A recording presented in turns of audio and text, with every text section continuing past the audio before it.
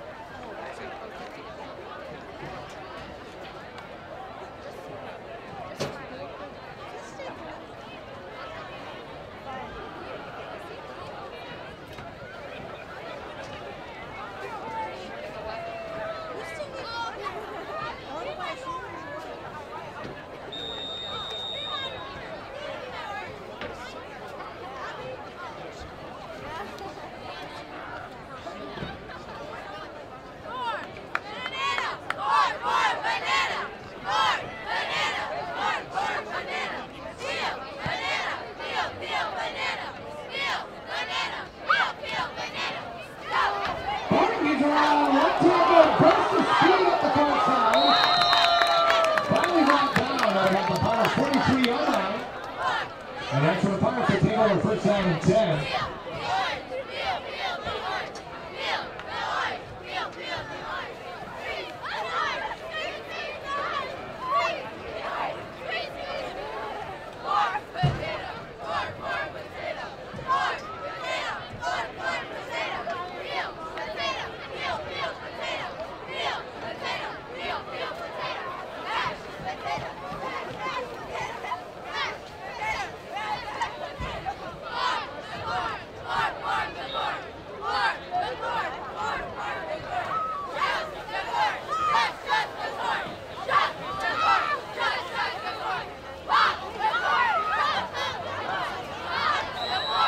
And again, it's the Barrington, who's taken for a loss. Brings up second down. And that looks to be like the final play. With the final score, the Rockville 52, your Pirates 0. Then up next, we're going to have a great performance from Palatine. And Palatine will kick off our senior night festivities.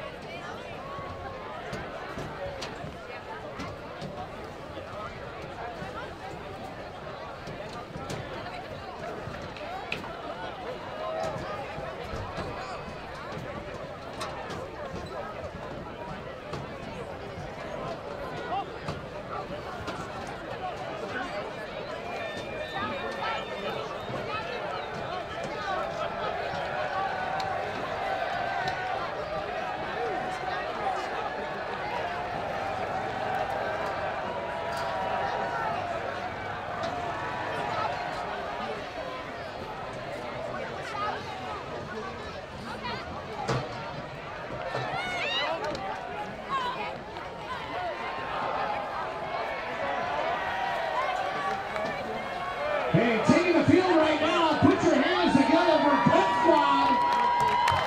We'd like to acknowledge the seniors of Pep Squad. We have Olivia Diabla,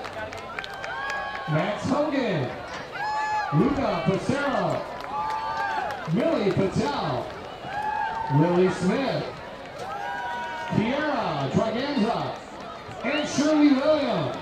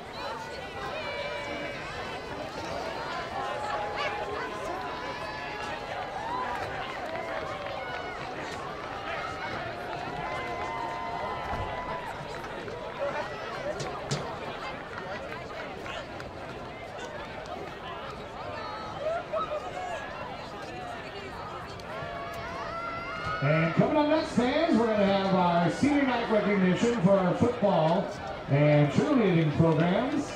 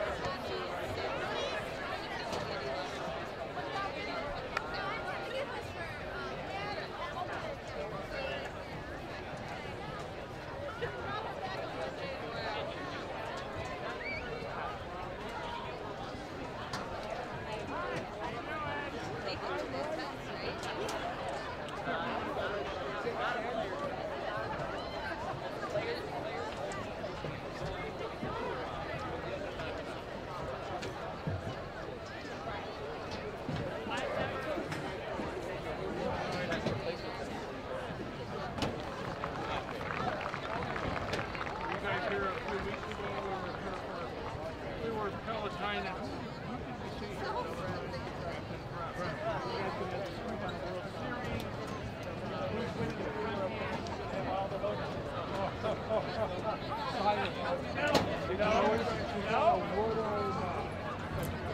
Talking a different language. All right, at this time, we'd like to recognize our varsity football seniors and their parents, followed by the cheerleaders. Leading off, number 2, Rohan, and number 10, Caleb Jane, escorted by Nevi and Dippin.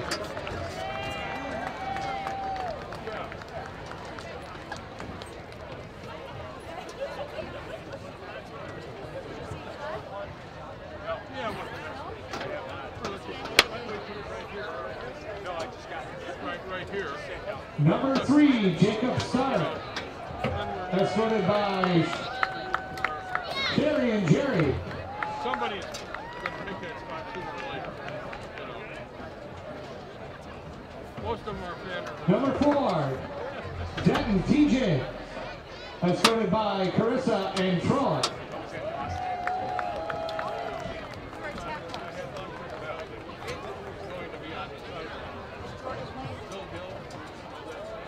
Number 5, Jalen Williams, escorted by Jackie.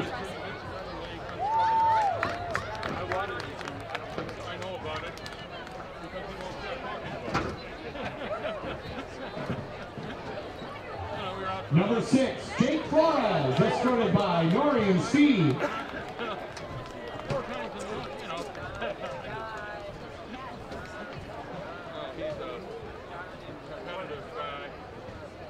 Number 7, Julian Bay, escorted by Arissa and Delia.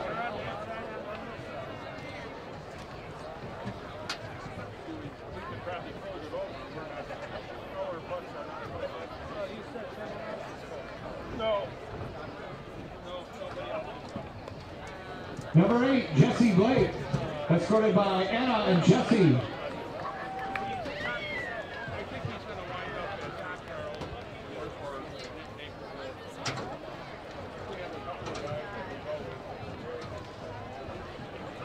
Number 9, Jackson Brown, escorted by Deanna and Mark.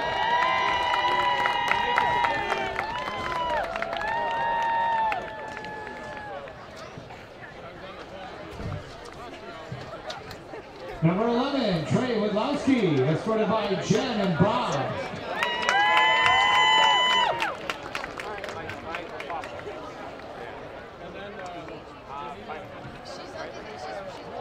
Number 13, Isaiah Farrell, escorted by Alana and Fred.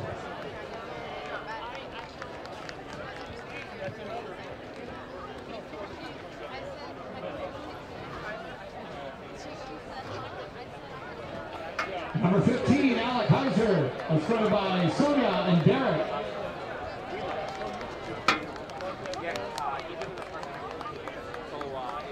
Number 16, Tyler Barella, escorted by Bruce and Erica.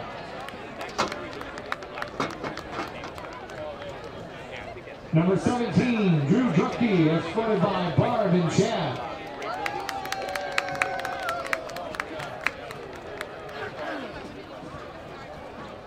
Number 18, Ryan Donnelly, escorted by Margaret and Tyler.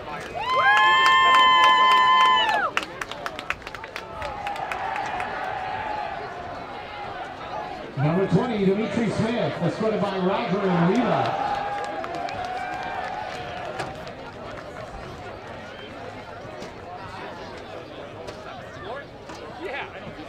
Number 22, Lucas Clark, escorted by Latonia and Wesley.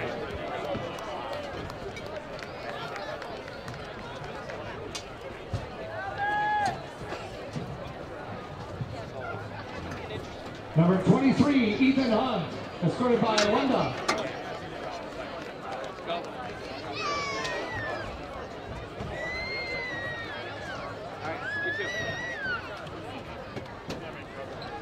Number 25, Alex Pena, escorted by Elizabeth and Eliza.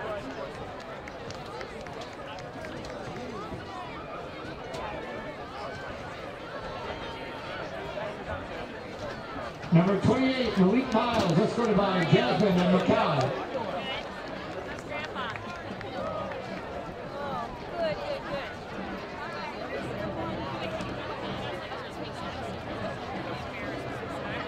Number 30, Marcus Worrell, escorted by Laura and Jeff. Ready for tomorrow? Yeah, I'm going to watch a little bit. I don't want to get too early. If they're watching a little bit of you guys. Number 34, Christopher Irving, escorted by Courtney and Christina. We got it. Both teams got it. We got it. Who are you guys playing? Number 38, Nathaniel Viltron, escorted by Rachel and Luis. Yeah, we're playing Lions here. We played them 2 weeks ago. We beat them 14-0. Number 40, Alan De Leon, escorted by Andrea and Thomas. It's funny. They actually took some of our plays. So we're like, oh yeah? So we got a couple hit in their knock that no one... Number 44, Alberto Machado, escorted by Rita and Roberto. It's not on film. And we actually tried them. We had a scrimmage on Wednesday. We tried them. 6 plays we did. Number 46, Julian Salas, escorted by Alicia. Yeah.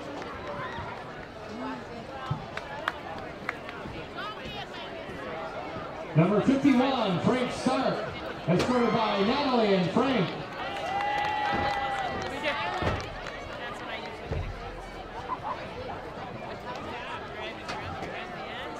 Number 57, Nicholas, and number 61, Anthony Fontanella, escorted by Kim and Vic.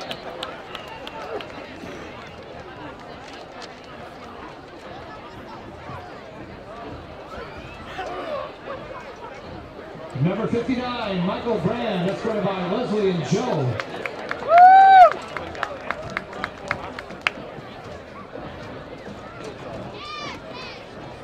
Number 64, Alex Pedroza, escorted by Veronica and Edgar.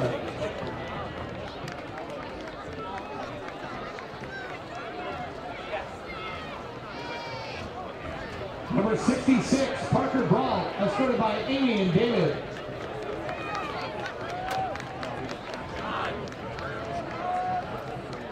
Number 68, Nico Jones, escorted by Georgia.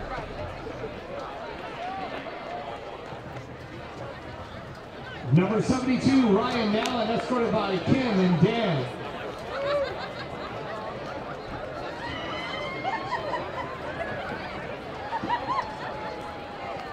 Number 80, Travis Scatterano, escorted by Yvette and Emmanuel.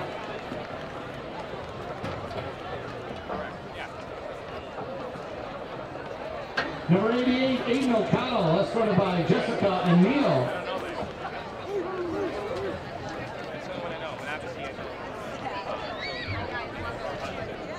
Number 90, Jacob O'Hare, escorted by Michael and Kevin.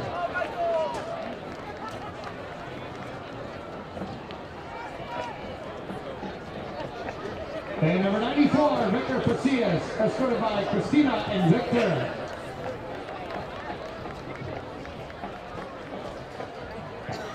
And a nice applause for your football seniors. Coming up next, let's acknowledge our senior cheerleaders. Mayla Berg, escorted by Rose and Bob.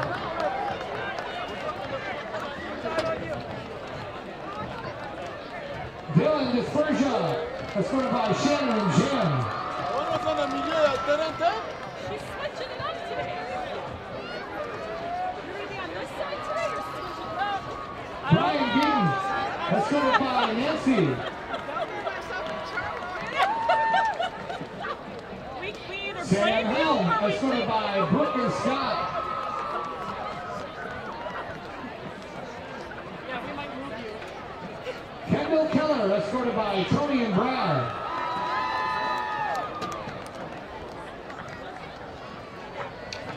Natalie Purcell, escorted by Kate and Paul.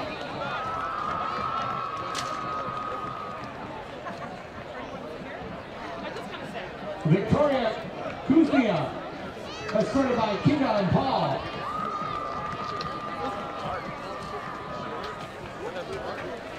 Taya Land, escorted by Palatine Andre. Maddie McClanahan, escorted by Carla and Steve.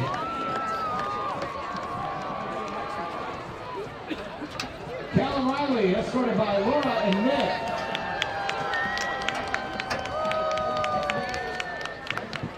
Ava Rushenberg, escorted by Kathleen and Frank.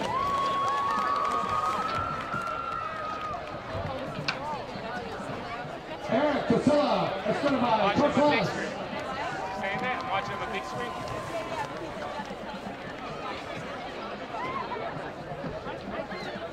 And Alexandra Bartholomew, escorted by Elena and Alexander.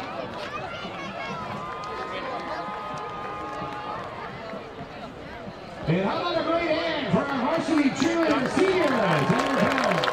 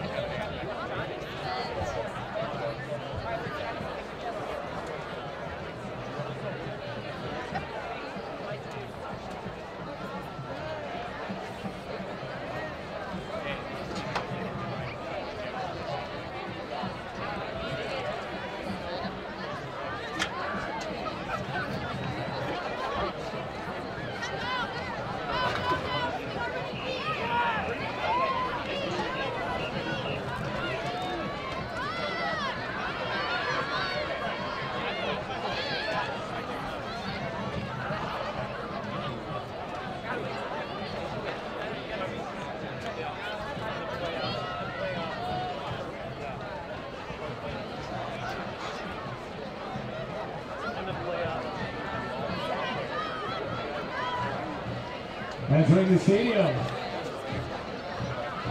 is the best marching band in all the land, which will be followed by your varsity football Pirates.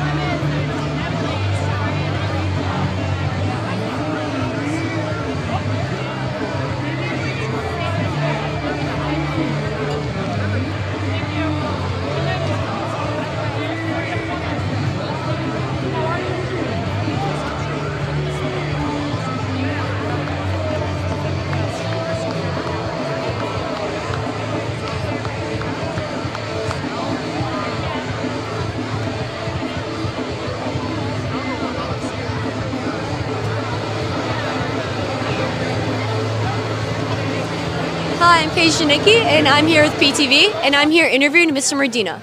Mr. Medina, how do you think tonight's game will go?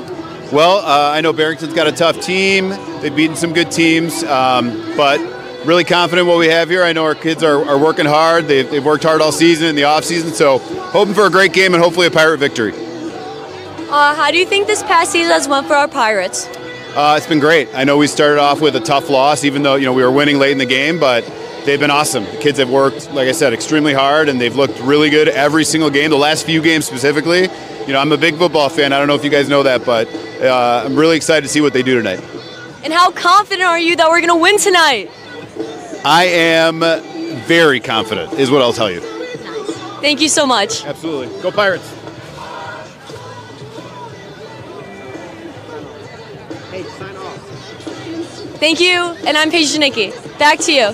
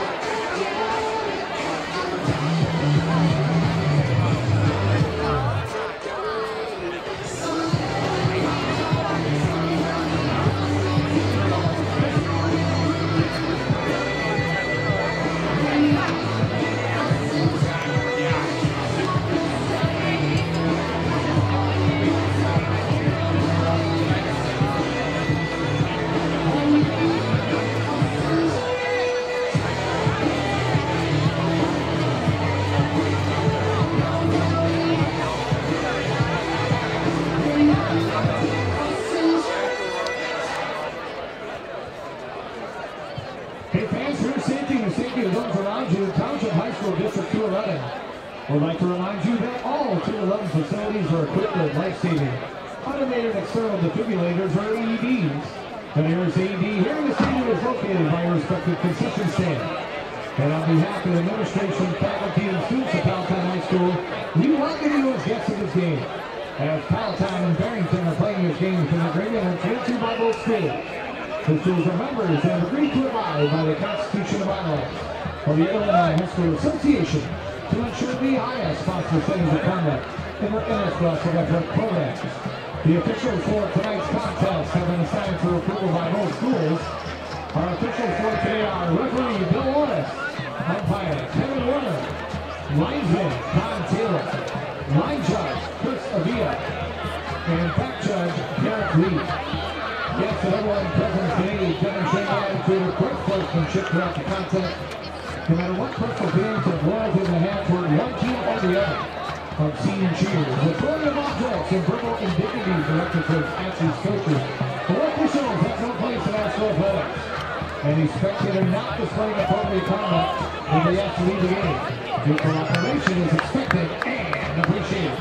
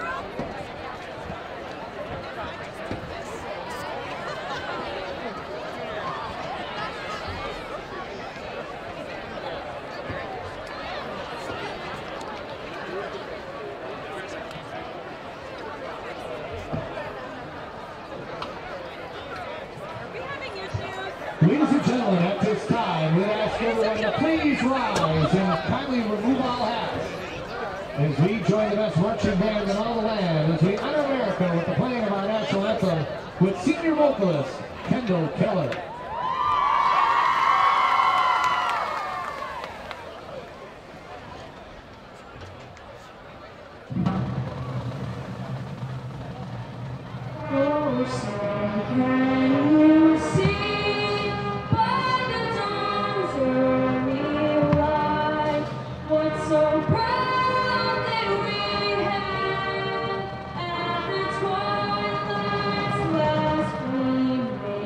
Whose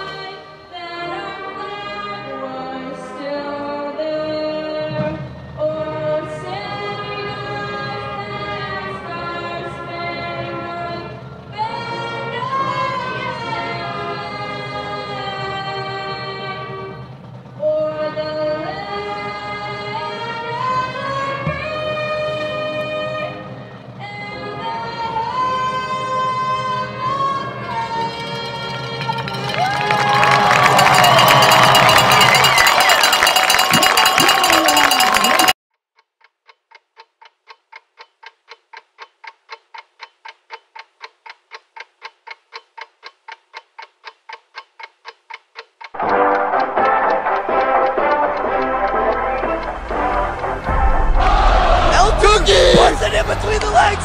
Me! Yam time! Yam time! Oh my God! For Donnelly. Donnelly's got it. Still Gets a going! tackle. Will he Donnelly! He will! Shot and what a move! Oh yes! Play action. Wagner with pressure from Farrow. Puts it up in the air. Intercepted by Ethan Hunt. Racing down the sideline into the end zone. Ball outside zone. He's trying to cut back in. Grabbed by the back of his jersey. Still going. Breaking tacklers. Cuts through another gap. He's going to make it to the end zone. It's Lee. He is saved! Unbelievable! This is their home here. Oh, given away here. Sam Corey to open the scoring! Belton, that left center field. That ball is back. It's gone. A walk-off home run on senior night. Start the buses! Start the buses! Fred's gonna go home!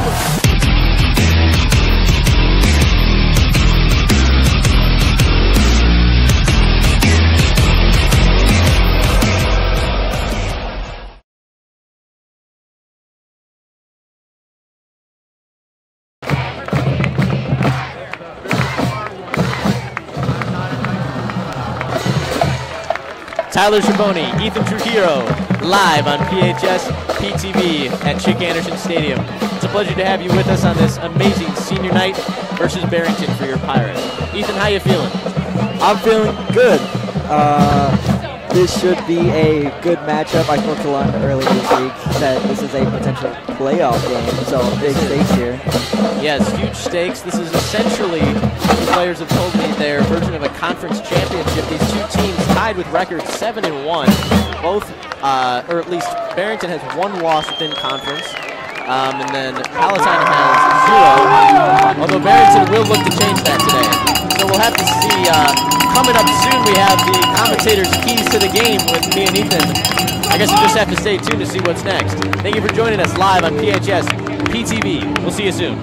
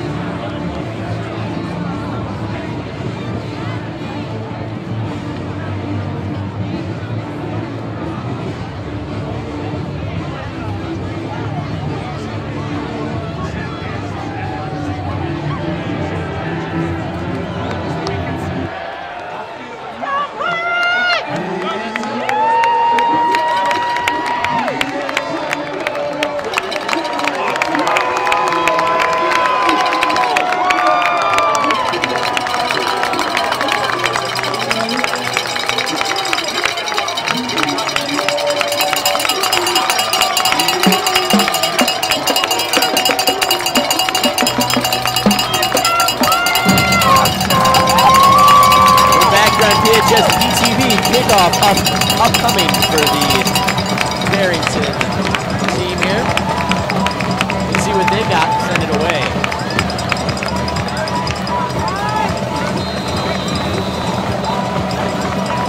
Barrington set to kick off here.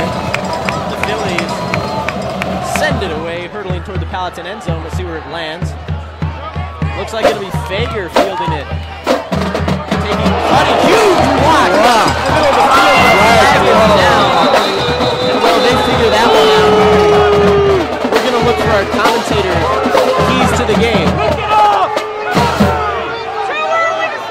Ethan, what do you got for me? I have Barrington looking to pass more. Our Palatine front line really strong. It's going to be a lot of fighting in the trenches. Nick Papert will be looking to throw more.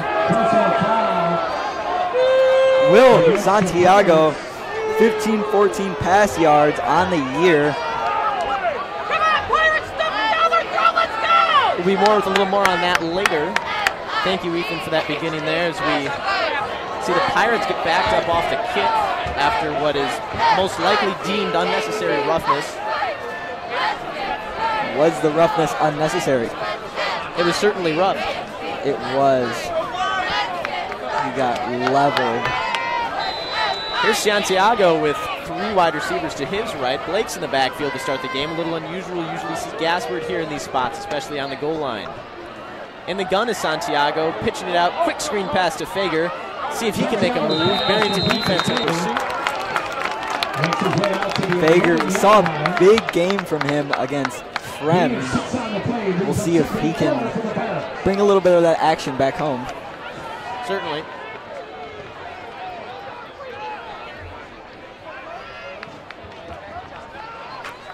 And what an interesting play call there on the goal line, going with the screen pass. Little throw off of the defense. In the gun again is Santiago, motion across. Here comes Fager on the jet sweep.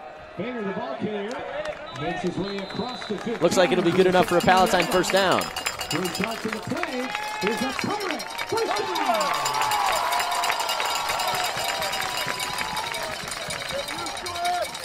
So first down there for the Pirates with a Fager jet sweep. Fager not seen as much attempts as the rest of the rushers, but makes great use of them with an average of about 5.5 yards. Yeah, it's certainly been very good on the game. Or on the season, that is. As Santiago throws it to his sideline. Looked like it might have gotten tipped the line, as that one sails well out of reach of his intended receiver, Cole Fager. Result of the play, second So and 10 Santiago looking to the pass here a few times early on. Barrington line is one of the better lines in the state.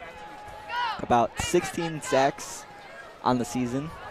Pretty low numbers considering we're in week, what is it, 8, 9? That's still about, 2 sacks a game. Not too bad, but especially for high school, is Santiago takes it up the middle, but stuffed very quickly. Quarterback read option, kept it up the middle. No avail for Will Santiago. Brings up 3rd and 10 for the Pirates.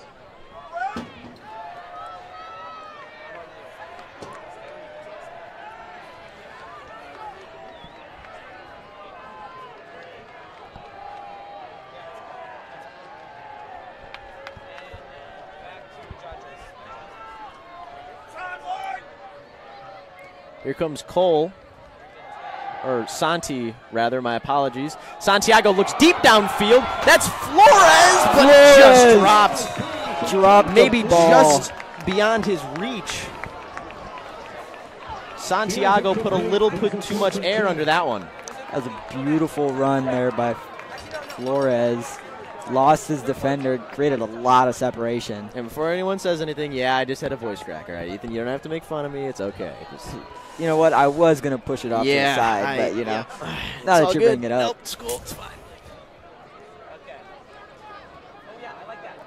Santi, gun looking 4th down. He'll look to punt and does not get a very good kickoff, sailing out of bounds. Left his foot decidedly wrong. He didn't like it from the start. As the Palatine defense takes the field to try and defend this Barrington offense that is generally considered, Ethan, to be the best in the state. Yep, you have the number 15 QB in the state in pass yards. 18 touchdowns and only 3 interceptions on the year. He's had a great season. Yeah, and he looks to get a lot more completions than incompletions. He's 74% completion rate.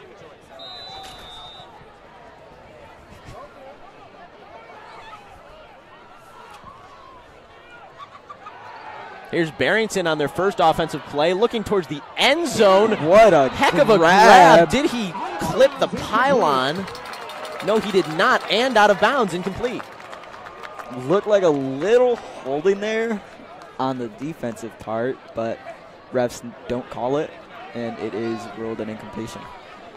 Now the story for this Barrington offense, Ethan, Nick Piper, the senior quarterback. 6'2", heck of a player, as he'll look short to the sideline. Pitches it quickly to his receiver, Tepes. Tepes, the receiver. He's a big slot receiver at 6'1". Result of the play brings up 3rd and 4 for the Broncos. That's a big slot receiver for sure. I wish to be 6'1" sometimes. Don't we all, Ethan? As Piper on the quarterback's, or wide receiver screen, rather. Matt Kenya on the reception, but it will not be enough for a Barrington first. Have to think they're at least on the very edge of their field goal range now, Ethan. Yeah, it looks like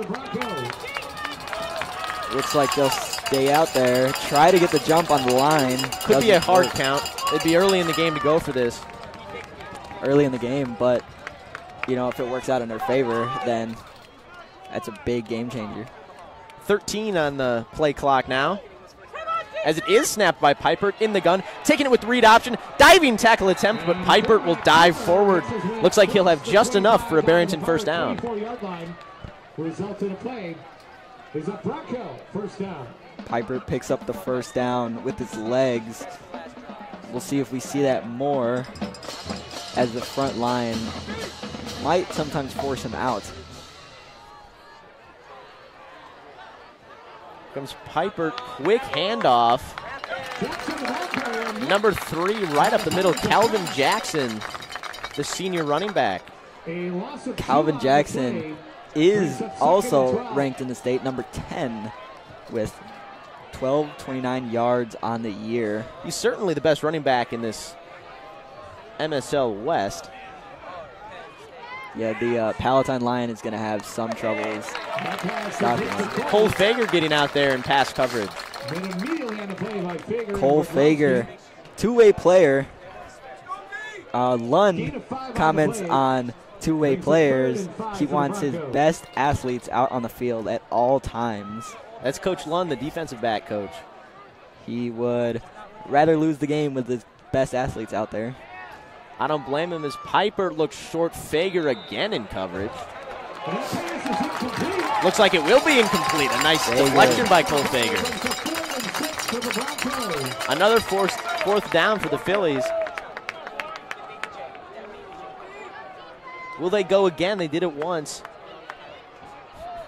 Maybe 2 extra yards to go here.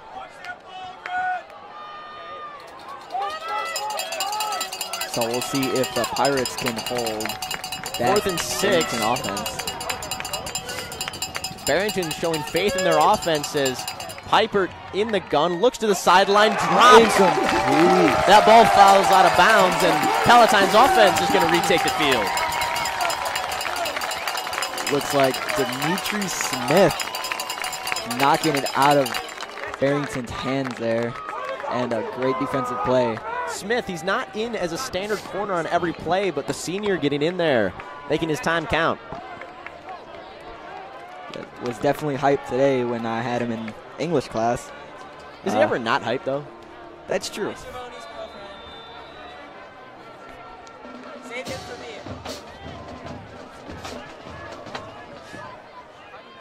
Here's Santi, Gaspard in the backfield. He'll look for the screen. It's the big wide receiver, Donnelly, and he's going to find an angle.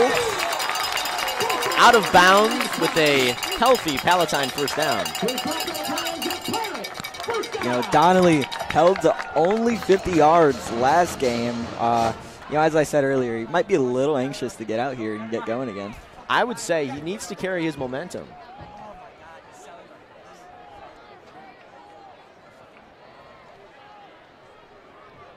Santi, quick audible. Here's the handoff to Gaspard. Some calls for a face mask from the crowd, but to no avail. It'll be second down for the Pirates. The crowd. Maybe 2 yards. The crowd has a name. We're going to put some air quotes on that crowd. It's just one person. Crowd singular.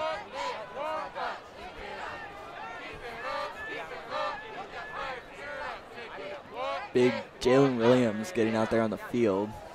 He'll sub in at tight end.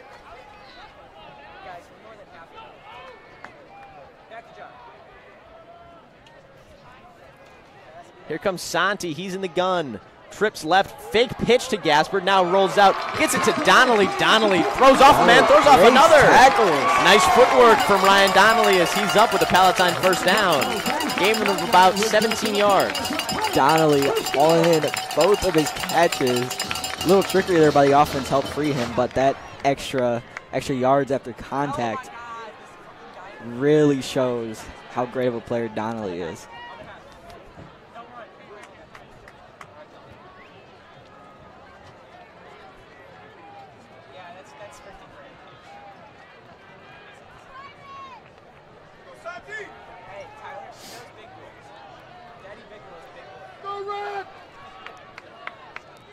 Santiago puts Fager in motion. Fager's going to take it on the jet sweep. He'll cut it up. Fager's breaking a tackle going. is Cole Fager, tumbling forward. Another Palatine first down. They're on a roll.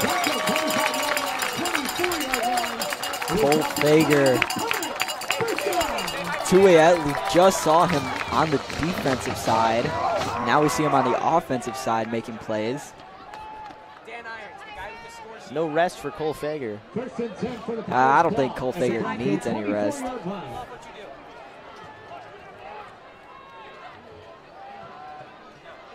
Here comes Santi. He's got a trips right look. Jalen Williams in there at tight end with Gaspard cutting it right up the middle, driving forward. He'll get about 8. Looks like the Pirates are on a tear here. That line really opened up a hole for Gaspard to just go through and get close to a first down, about 3 yards short. And they'll be comfortably in the red zone now.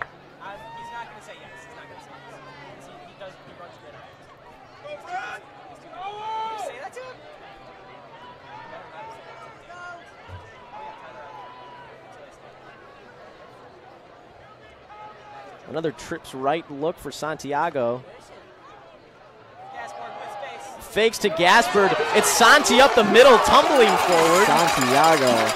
He's down to the Palatine. 3 strong running from the quarterback, Will Santiago. Santiago, the second. Palatine's going to look to score on their first drive of the game.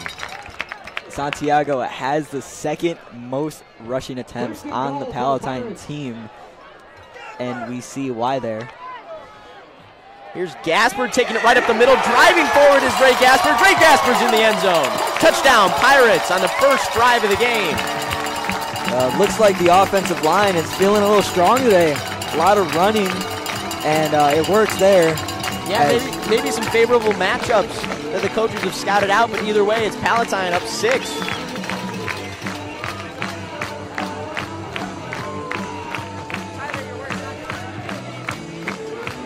So Alec Heiser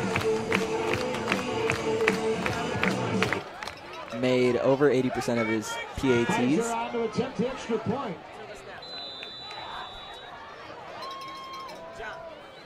Here comes AH, Alec Heiser.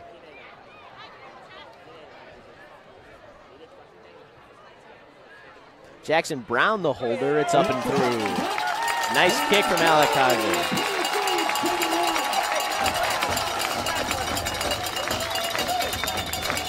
So the Pirates are up 7-0 earlier. It took 2 drives to get there, but that second drive, they were just on a tear. Yeah, it seemed to be pretty unstoppable coming up and down the field. Multiple first downs in a row. I think they, correct me if I'm wrong, I don't think they saw a third down on that drive, Ethan. I don't think so either. Mostly just first downs, second downs, and, of course, a touchdown. It's the best down.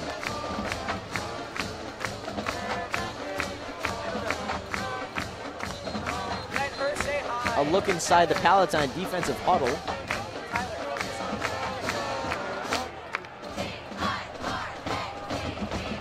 As they'll send out their special teams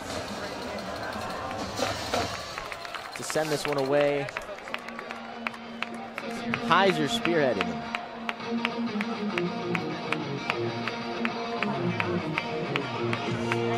Heiser is ready to kick off with some Guns N' Roses here. Is there any way you'd rather kick off, Ethan? Maybe I'm more favorable to Metallica, but oh, okay. Guns N' Roses is also a great option. I agree. Fair catch called by the Phillies. They'll be just beyond their own 20-yard line. And this Palatine defense retakes the field. After a strong start, gave up 1 fourth down early, but managed to reel it back in. Stopping the Phillies on 4th down just a couple plays later. Yeah, Coach Lund really credits the whole least points allowed in the MSL to his red zone defense and really just his players shaking off big plays and moving on to the next one. I agree, this Palatine team strong up front but have plenty of secondary depth. Can run lots of formations in the red zone as Barrington's going to run that one up. Calvin Jackson, another big game. Calvin Jackson has been doing this to defenses all year long, really just tearing up that line. He's been on a tear.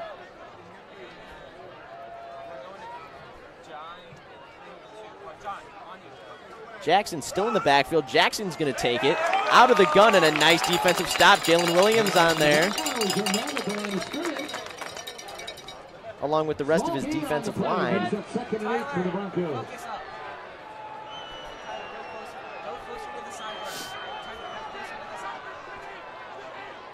Second down, looks like some defensive confusion.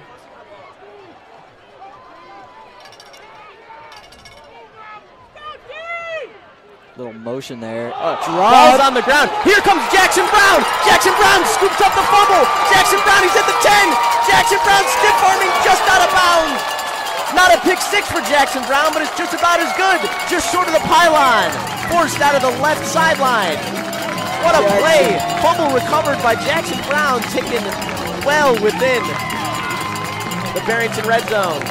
Jackson Brown, I don't think it took him more than a second to see that ball on the ground, scoop it up, and start running. And he had that pick six called back. Have to think he was looking for a house call there, but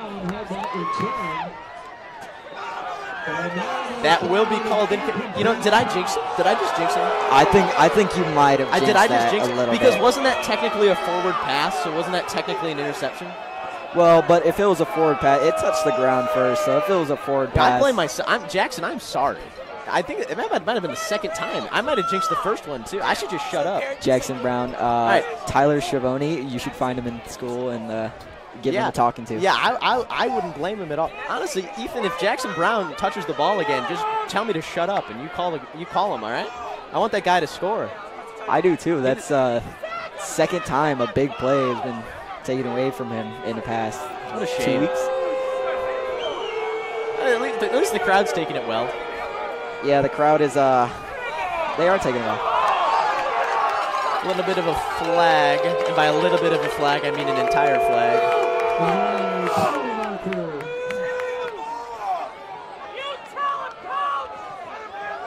Olsen on the field now. Olsen is extremely angry. Somebody might have to get out there and bring him back. Looks like Dimitri Smith will get out there, try to hold him back a little bit. Assuming that Heiser stays consistent, that's a 7-point swing towards Palatine. It'd be 14-0 in the first against a very strong Barrington offense. Coach is just thinking, hey, we'll take what we can get. We know that we can't stop this offense all game. A miscue on Barrington's part would be much appreciated. And it looked like they had one. Not sure how it was called incomplete. Not sure either. Refs discussing it. It might. Well, let's think about it. If that was to be called incomplete, it would have had to been a forward pass, right? So it would have had to been a jet touch pass, not a jet sweep, because it would be a pass and it would count as passing yards, right? Yeah. Okay. So it would have had to have left the quarterback's hands in the air and been a clear pitch forwards. I can't say I saw that, but I can see where the refs are coming from on that one. Yeah, however, I saw a little bit. It was a little bit of a. It was definitely forward. Yeah. I don't know if it was a pitch, a handoff. Popped it forward. Yeah, I think looked like the receiver just bounced off his chest, couldn't get his hands on it. Yeah, that one was so close. I think that one could easily be 7 points on the board right now for the Pirates, but not this time. It's all right, though. It's still just a third down. Yeah, third down's a third down, and a stop's a stop. So let's see what this defense can do. And a sideline warning on the Pirates.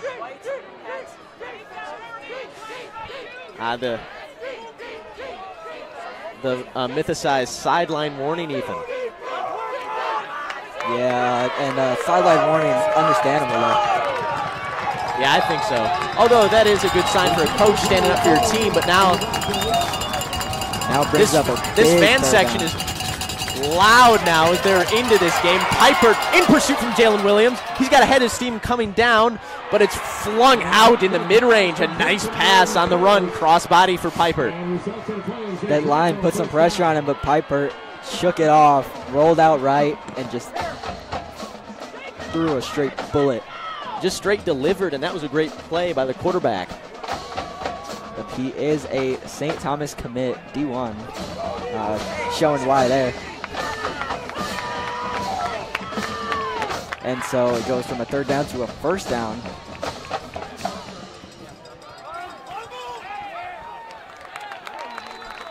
And the Broncos keep it on the ground. So Calvin Jackson with the run there.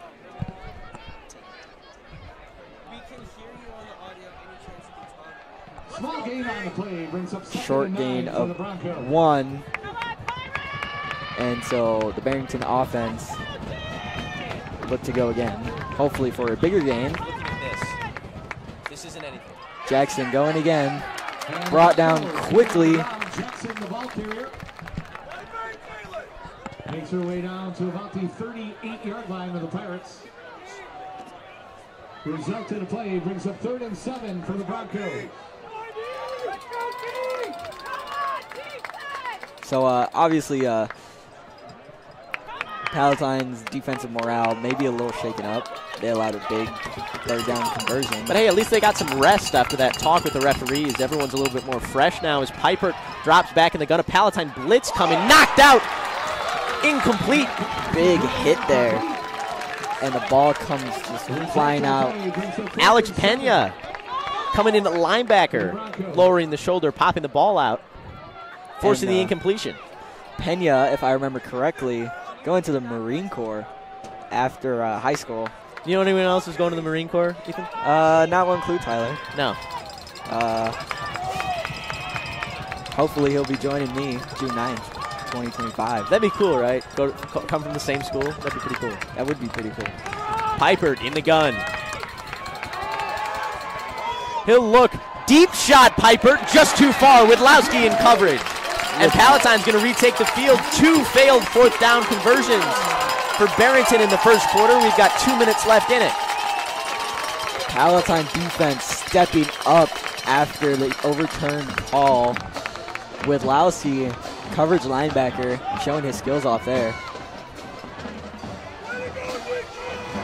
Pena's riled up on the sideline after the huge deflection.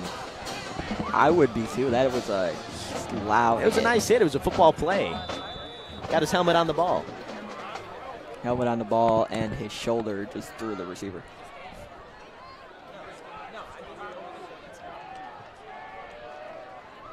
Santiago taking it in the gun. Handing it up right up the middle. Ray Gaspard. Gaspard, the ball carrier. He'll get about 2. Close to 40 to the Pirates' 41-yard line. Gain of 3 on the play brings up 2nd and 7 for your Pirates.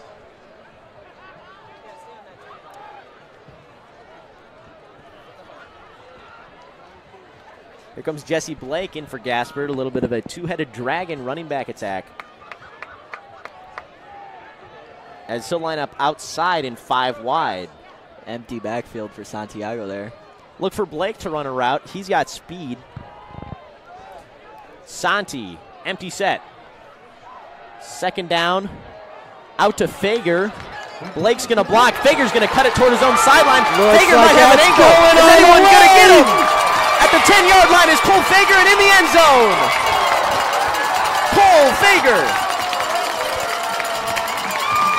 What a play. Wide receiver screen. Over 50 yards to the house.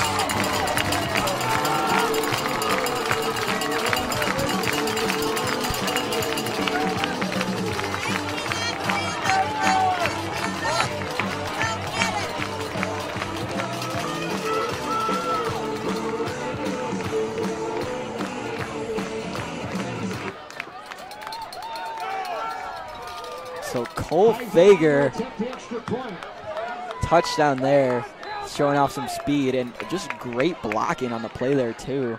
Used his blockers, got around to the outside, and just took off. Heiser boots it up and through, and Palatine's off to a great start. At senior night, 14-0.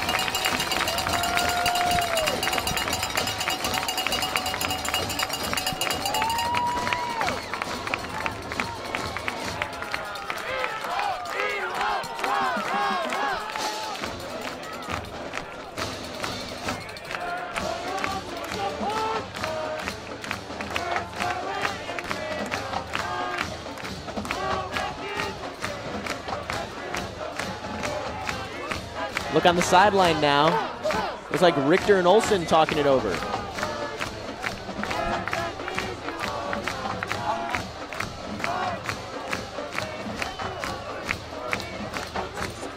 Olsen poking the bear a little bit there. And Richter, not a bear you want to poke, but as head coach, Olsen gets the right to do that. I think he might be the only person in the world with the right to do that.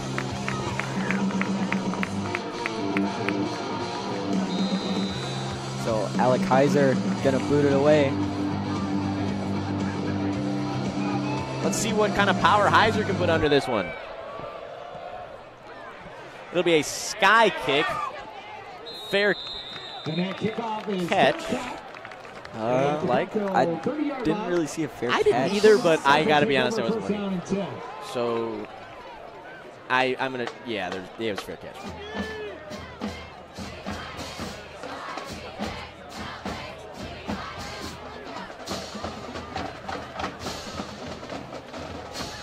Well, if it was a fair catch, very wise to do so. Palatine special teams was right there, just ready to tear him apart.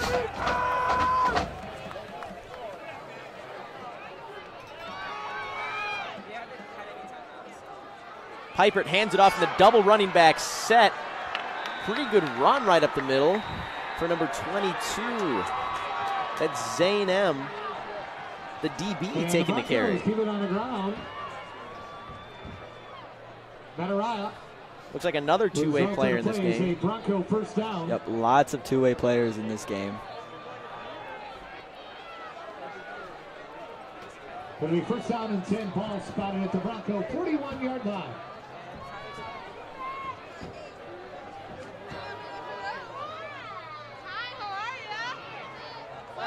Another handoff right up the middle. And the Broncos keep That it one on the also ground. to Zane. Jackson, the ball carrier. Excuse me, Jackson. Kelvin Jackson, the ball carrier. And a penalty marker on the far side. Looks like a flag. Illegal procedure. False. The Broncos. Legal procedure. Illegal procedure. I think that's a legal formation. Yeah, In English. I think they should have just said that. Kind of confused me. Result of the penalty. That's a first and 15. Yeah, because 5 yards, The yeah. ball back. At the Broncos 5 yards. 36-yard line. Probably just a bad motion. Here comes Calvin.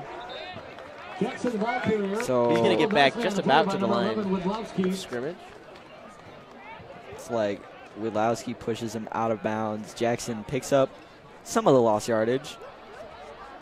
He's been getting carries so far throughout the night.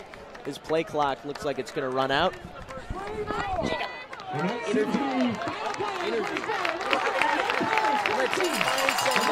So the first quarter ends with Palatine up 14-0 against a potential playoff opponent. And boy, they're getting it done out there so far. They certainly are.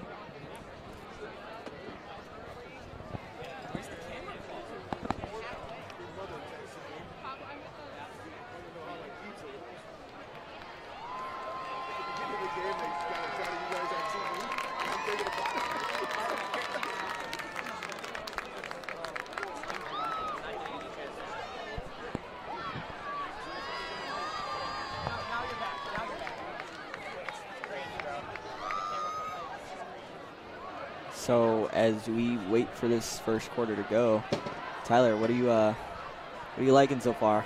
Look, I'm liking for this Palatine defense. I like the looks they're getting in terms of the sets they're coming out in and the coverages that they've presented. I don't think it's anything too out of the ordinary or aggressive, which is really good in the first quarter to kind of stay conservative like that because you don't want to give up your impressive plays early. We heard Lund earlier talking about his defense. He wouldn't give us a straight answer on what he was going to do about this very balanced Barrington offense. He just told us to wait and see. I think we've wait and saw, and it looks great so far. Shutout through one, as that's a nice quick run there from Barrington.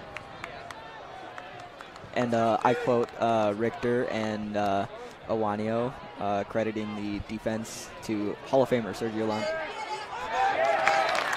As they should, and looks like a fourth down upcoming for the Phillies. So we'll see if they choose to punt it away this time after 2 failed fourth down attempts. Doesn't look like it. Piper staying out there. Don't know if he can punt. We'll see. I mean, they've gone forward on fourth down every play so far, so I don't see any reason why that should stop now, especially now that they're at a 2-score deficit. See if they can do something about that 2-score deficit.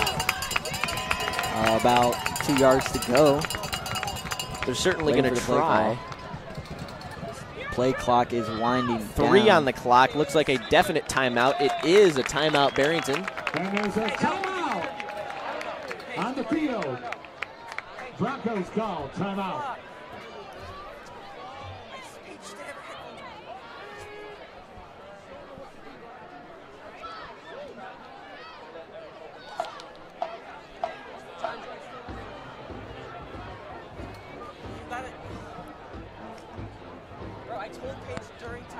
A nice rendition of Godzilla now from the band.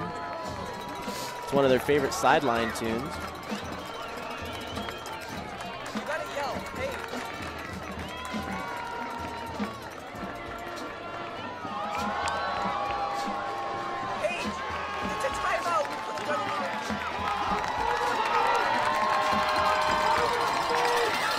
So here comes fourth down upcoming.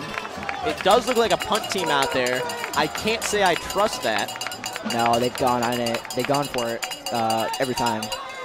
Palatine does have Fager back to return, but they've got to stay on their toes. And it will be a neutral zone infraction.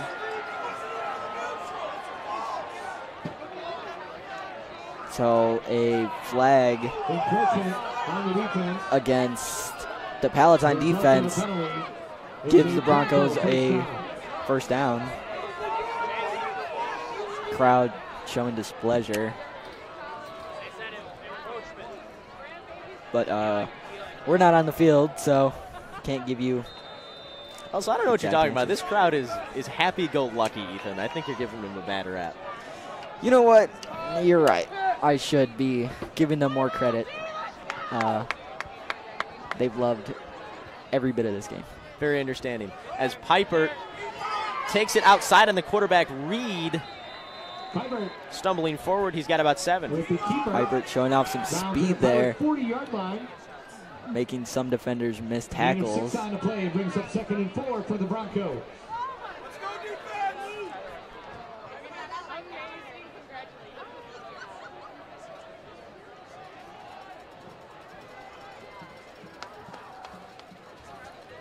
Piper, 2 running back set as a Johnson run. And Jackson, the ball carrier. Jackson, I apologize. Makes his way down to about the 35, probably the 36. I think that is the second time you messed up that guy's name. Well, yeah, because okay, look, I read Calvin, right, and then something with a J, and I think Calvin Johnson. You know what I mean? You know what? I think that's understandable. Although Calvin Jackson is to be a great player in his own right. He has been outstanding this season, the MSO West premier running back, and he might have work to do on 3rd down. Jackson with the fake, a huge blow up by Trey Widlowski. Trey Widlowski angling towards the sideline and hit hard out of bounds. is Piper. Will he have enough? I don't think we care if he has enough. That was a big hit to push him out of bounds. Yep. Don't really want your quarterback taking those types of hits. I think Trey may have committed a felony blowing up that running back. Yeah. That was incredible. Yeah. Clean, though. I think it was clean. I agree. Trey, normally a nice guy. That was very scary. He's still a nice. I think he probably was like. I think he was probably worried about him, but. Yeah. You think he might have like said a little sorry under his breath? I think so. I hope so. I really hope he doesn't. That looked like it hurt. That was a great play, though. So Piper. Not 0 on the clock. Down. Looks like a timeout.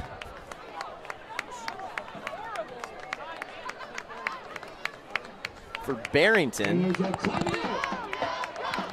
On the field, Broncos call timeout.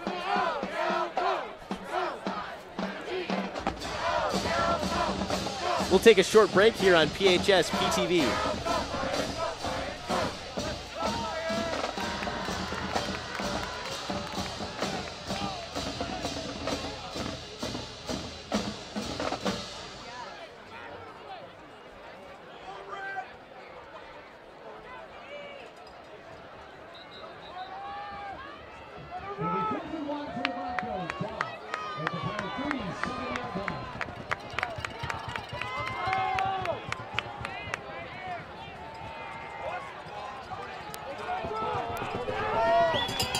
Fourth down coming.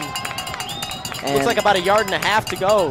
It's like they're for Barrington. For it. Barrington, play action. Jackson Brown got right up and deflected the ball. Jackson Brown, big play there. Really, he's been a big playmaker all night.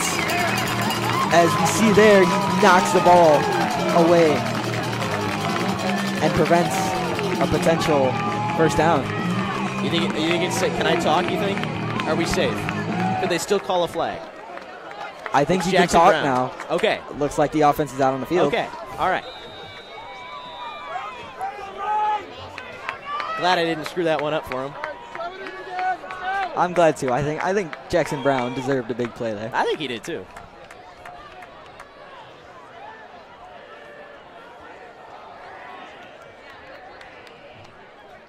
Santi with Gaspard. Quick screen pass. Santiago's pass complete to Donnelly. Donnelly fights forward for extra yardage, and it looks like he didn't even go down to a knee after all those defenders piled onto him. Gain of 6 on the play. Brings up second and Very 4 strong for the guy. Pirates. Great blocker too. Yeah, those blocks held up nice. Unfortunate he just couldn't get around for a little bit more. But I think it was a pretty good game for a first down. I think it was too. But you know the best gains are touchdowns. True. Santi fakes to Gaspard. No, he does give. And looks like some disgruntledness on the sideline.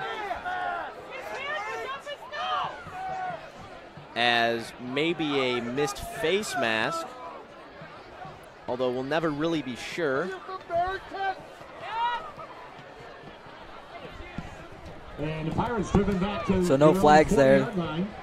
And we'll see a third down for the Pirates after a TFL. Barrington, pretty good at doing that. 43 on the season. About 43. You know, totals change now.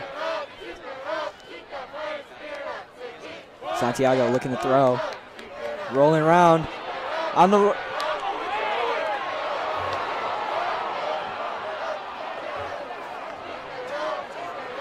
Looks like a potential fumble. We'll see who it's recovered by. Palatine player still on the ground. Flags thrown. And a penalty marker on the play. We'll see what the ruling is. Looked to be maybe a fumble. Santiago tried to do maybe a little too much as he rolled out right.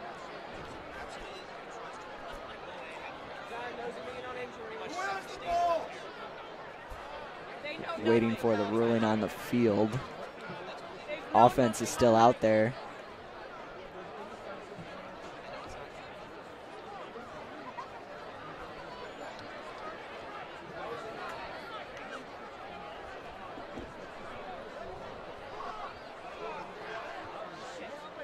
Santiago looks to be hurt. That's not a good sign.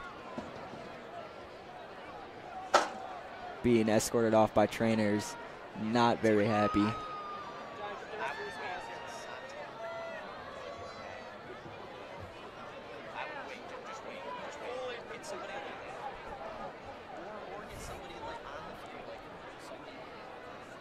Not a good sight for that Palatine offense. Santiago is shaken up.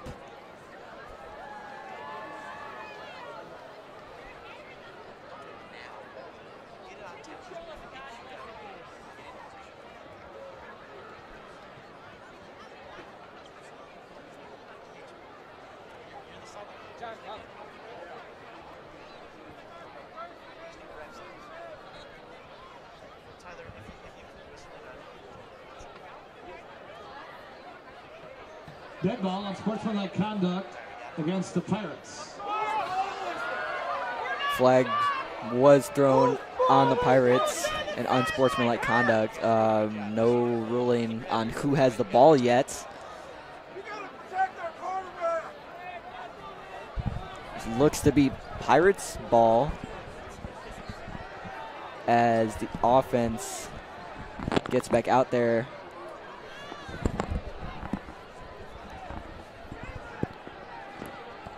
We'll keep you updated on the status of Santiago at some point. We just hope he's all right.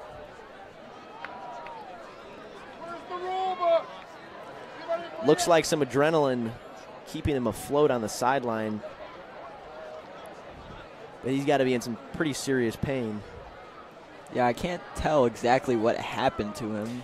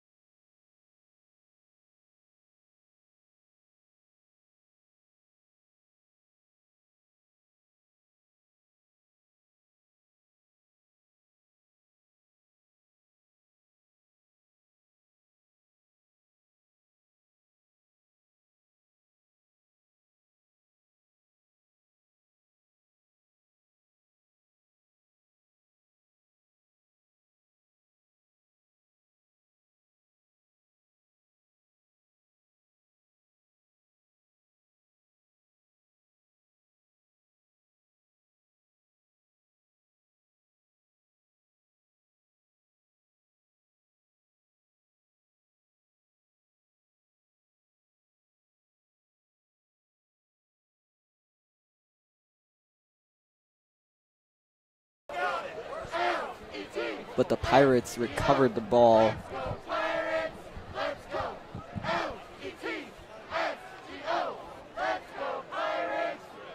Don't know when we're going to get to see football again, if I'm going to be honest.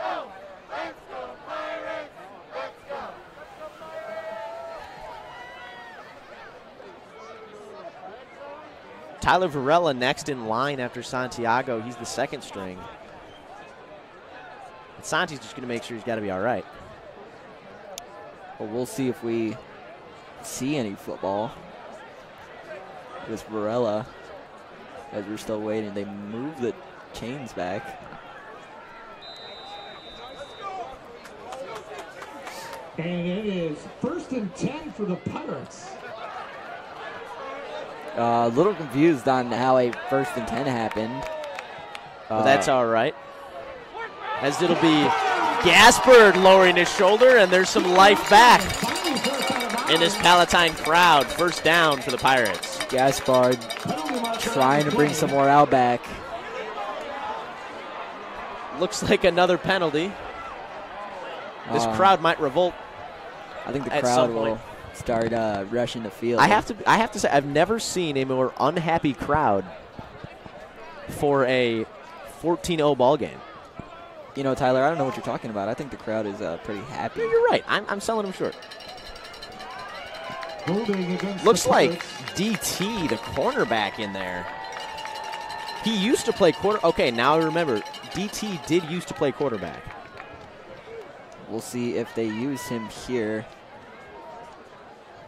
Until he gets his legs under him, or more so his arms, you have to wonder if they're going to try and keep the ball on the ground. This Palatine team looks absolutely lost without Santiago right now, but there's DT right up the middle. Nice run. Using his ability, doesn't need to throw the ball yet. So it looks like we will possibly see some more running here as star quarterback is out. Still have their star running back, however, number 19, Ray Gaspard. True, Gaspard could really step up in this game and still got some weapons that you could feed on: short passes, pitches, jet sweeps. Screens. We saw a lot of screens. Still a lot of options as DT hands it up the middle. Gaspard lowers his shoulder. Gaspard still running. He's got another Palatine first down. They'll move the sticks. So the run game getting fueled a bit here. Gaspard picks up a first down.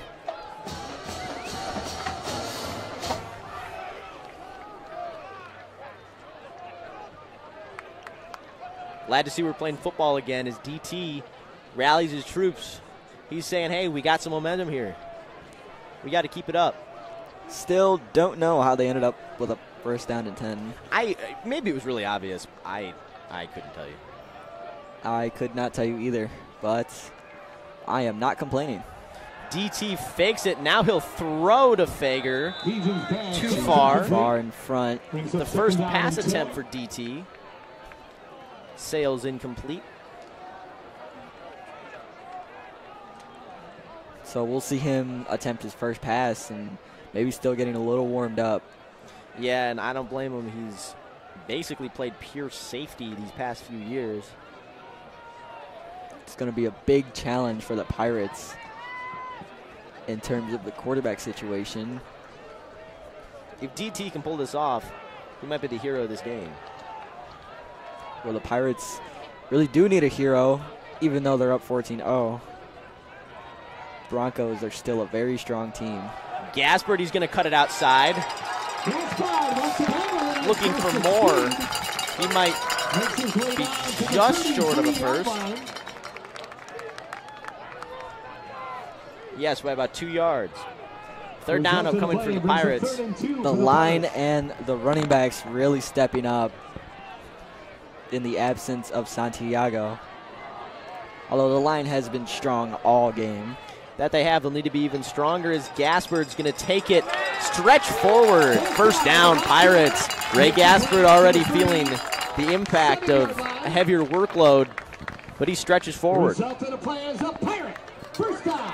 Gaspard takes most of the attempts on the Palatine offensive side in terms of the backfield. You can see why, as he's made a huge impact so far.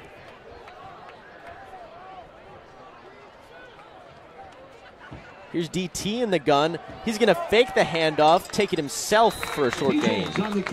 Flash a little speed there. Just couldn't break for more. Speaking of speed, looked like a little bit of a speed option there. Something you definitely wouldn't see from his normal Palatine playbook. Yeah, changing it up a little bit and might confuse the Barrington defense a little bit as they try to adapt to this changing Palatine offense.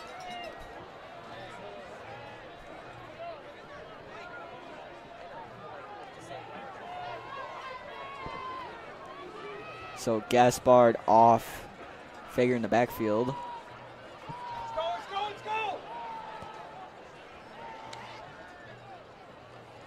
Hands it off. Malik Miles pushes forward for a first down. The third string running back for the Pirates, still good enough to get a first down. Looks like the Broncos so far have no answer for Palatine's run game. And understandably so. I think they were looking for a game where Will Santiago would air it out a little more. Fager, direct snap. Here comes Fager out of the Wildcat. Little 8-yard gain.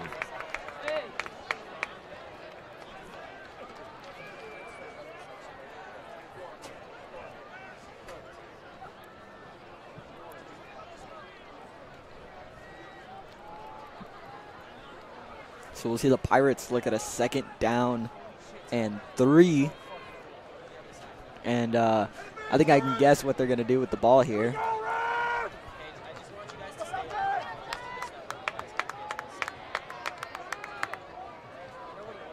Here comes DT. Wrapped up well right at the line of scrimmage. Palatine's going to need to make something happen now. The Broncos are catching on to Palatine's run game. This is about to be make or break. 3rd and 2 for the Pirates. Ball at the Bronco 43-yard line.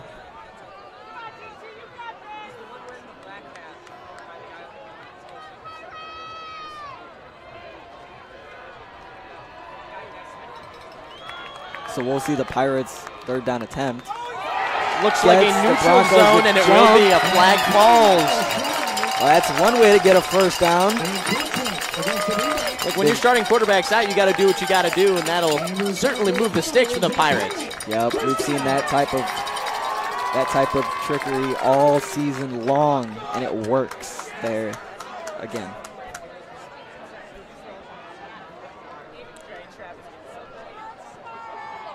Number 55 getting a little cardio in.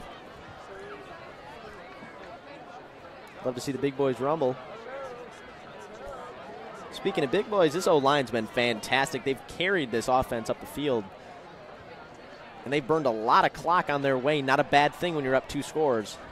Not a bad thing at all. They're going to try to send this one into halftime and reassess their game plan as Gaspard is going to take it right up the middle.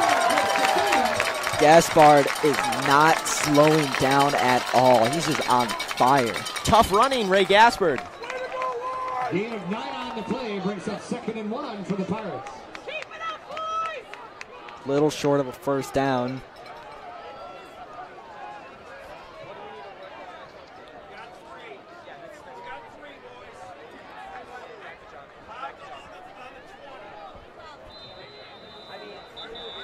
Quick timeout for the Pirates. And there's a timeout. As we'll take a quick break here. Stick with us. An exciting first half of action coming to a close on PHS PTV. We'll be right back.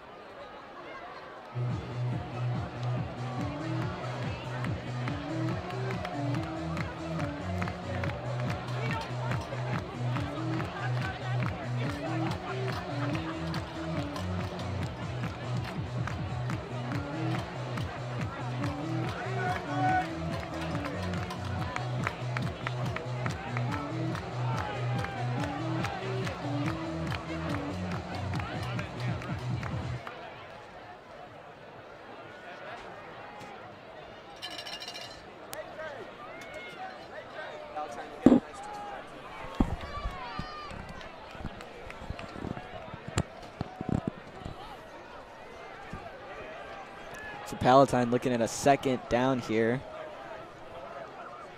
Looks like Fager. Look for the Wildcat power.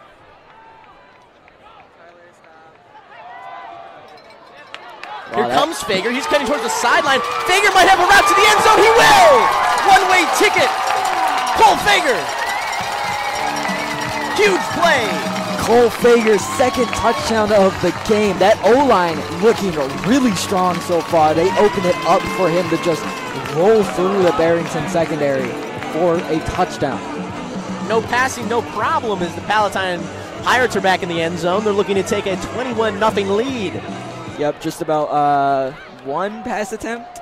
I think one, and it was incomplete. So, looks like there will be a penalty marker that will stay as a score. The penalty will be enforced on the extra point attempt. So Heiser's kick grows a little longer.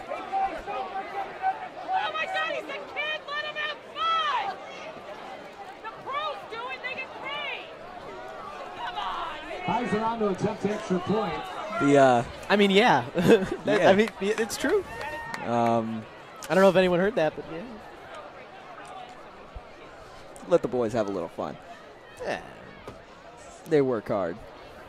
Heiser's extra point is That snap came in high. Yep, Heiser had to work a little harder than the rest of the boys there on the PAT, but drills it nonetheless. Honestly, nice hands there from Jackson Brown. Well, he's had nice hands this entire season. Oh, for sure, he's had some outstanding plays and has just had a very consistent season overall. Nothing better than a strong, tall middle linebacker. Hold down your defense.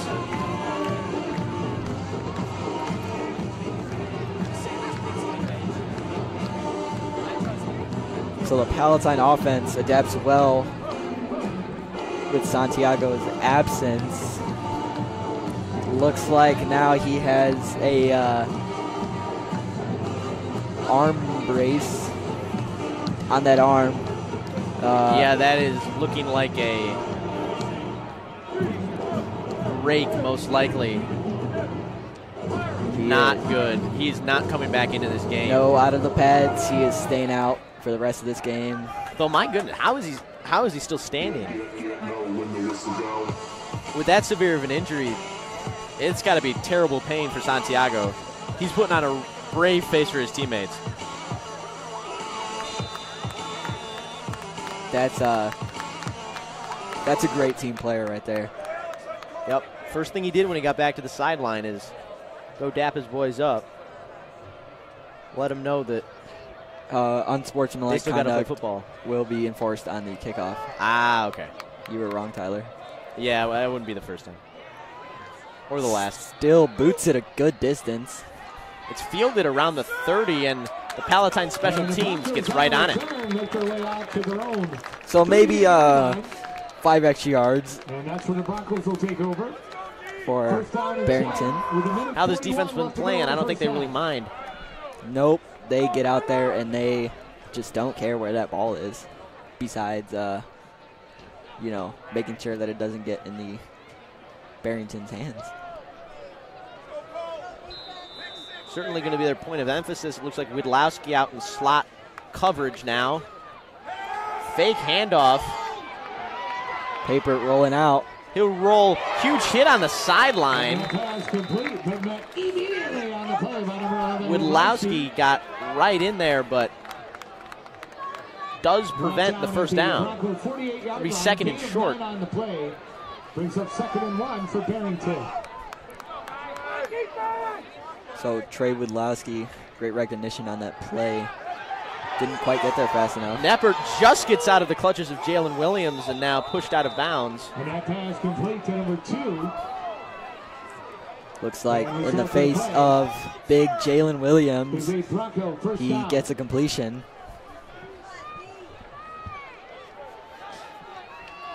Really great play by Pipert so far. I also apologize. I really don't know how to pronounce his name. I think Pipert's right. I hope it's right because that's what I've been saying all night. There's a handoff up the middle. Calvin Jackson. Jackson, the ball carrier. Calvin Jackson gets tripped up, stumbles a bit forward for extra yardage. Looks like it'll be a hurry-up offense as the clock continues to run. Here's a quick throw to the sideline. And that pass complete to number 2. So Broncos looking for their first score of the game. Down 3. 3 scores, not 3 points.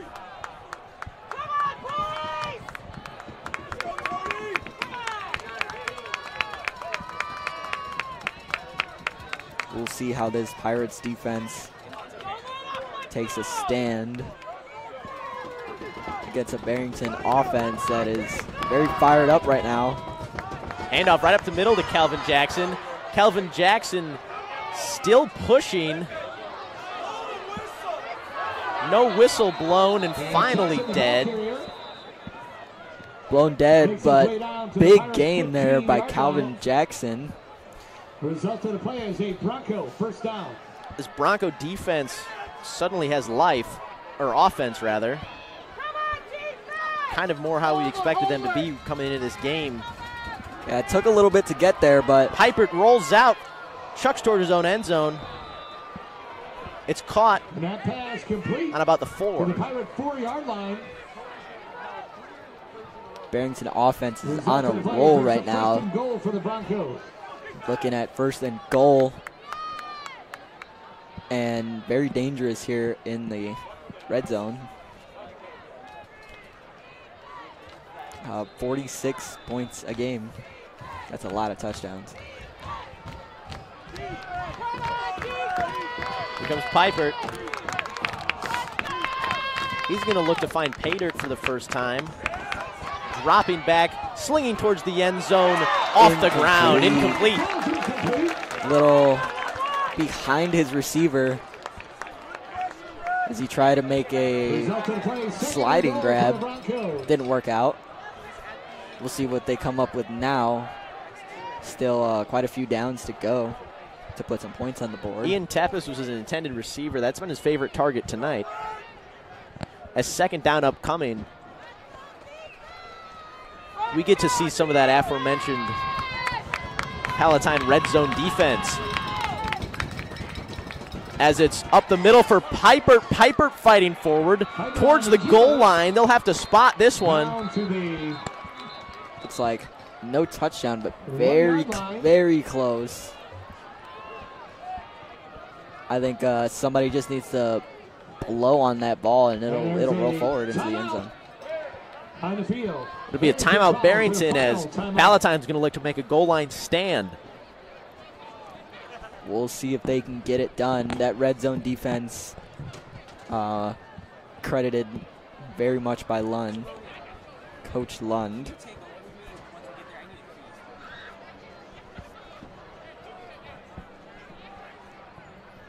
Coach Lund also credited the offense on the reason why they're the least scored on team in the MSL. I think that is a big part. They chew a lot of clock, burn a lot of possessions. Yeah, we saw that with that last Pirate drive, drained a lot of the clock. Sometimes the best defense is a good offense. Not just because of scoring and putting points on the board, but keeping the opponent off the field. If you're not on the field, you can't score. That is very true. Unless your defense steps up. True. Let's see if Palatine's defense can step up. It's 3rd and goal. 15 on the clock. 3rd and goal. Looks like a lot of wide receivers out there for such short yardage. Let's see if they look to the air, if it's just a ruse. Maybe a little short throw here. Calvin Jackson in the backfield with Pipert. Up the Handoff. middle to Jackson. Will they stop him? They might. They Looks call like it they dead. do. Huge stop. Right on the goal line. It'll be 4th down. There's that red zone defense that Lund was talking about.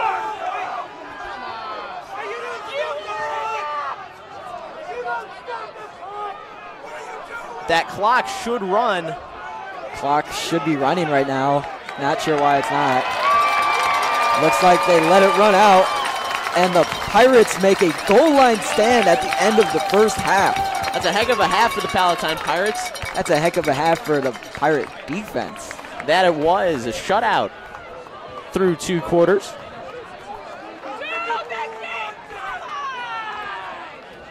They're going to keep the band off the field. Some absolute pandemonium. Not sure what's happening here.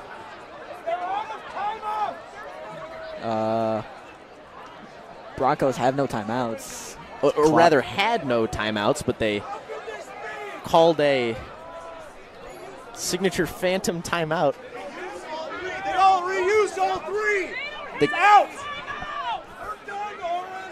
the Casper the Ghost timeout, if you will.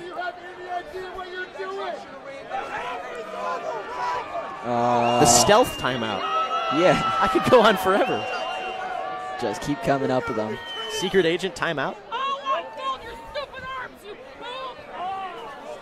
Crowd is a little angry here. No, they're all right.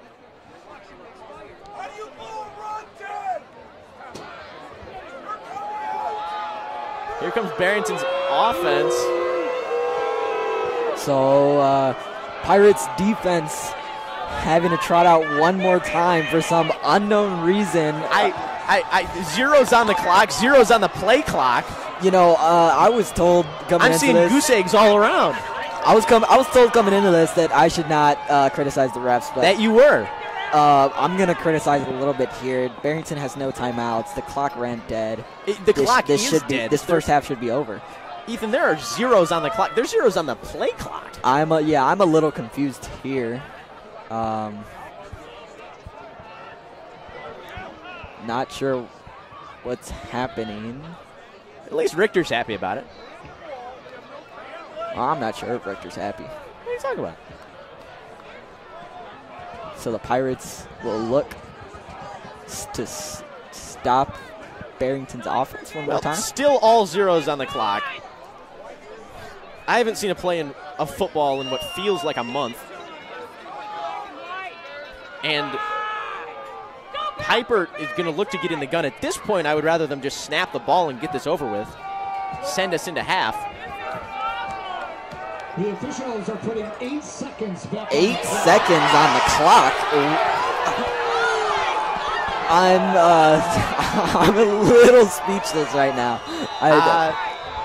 I mean, it makes sense to me. It makes sense to me. So the Pirates calling a timeout as 8 seconds appear from the ref's back pocket. I'm sorry, Mr. Horvath, if you're watching. This is a little confusing. Call it inconsistent. Call it inconsistent, Ethan. I think I should be allowed to criticize a little bit. You take my job that way, I can beat the Russian out. There's going to be a big line. Yes! Hey, actually, no, I just need you to do scoreboard. We're just staying on John. So we're waiting for this timeout to be over.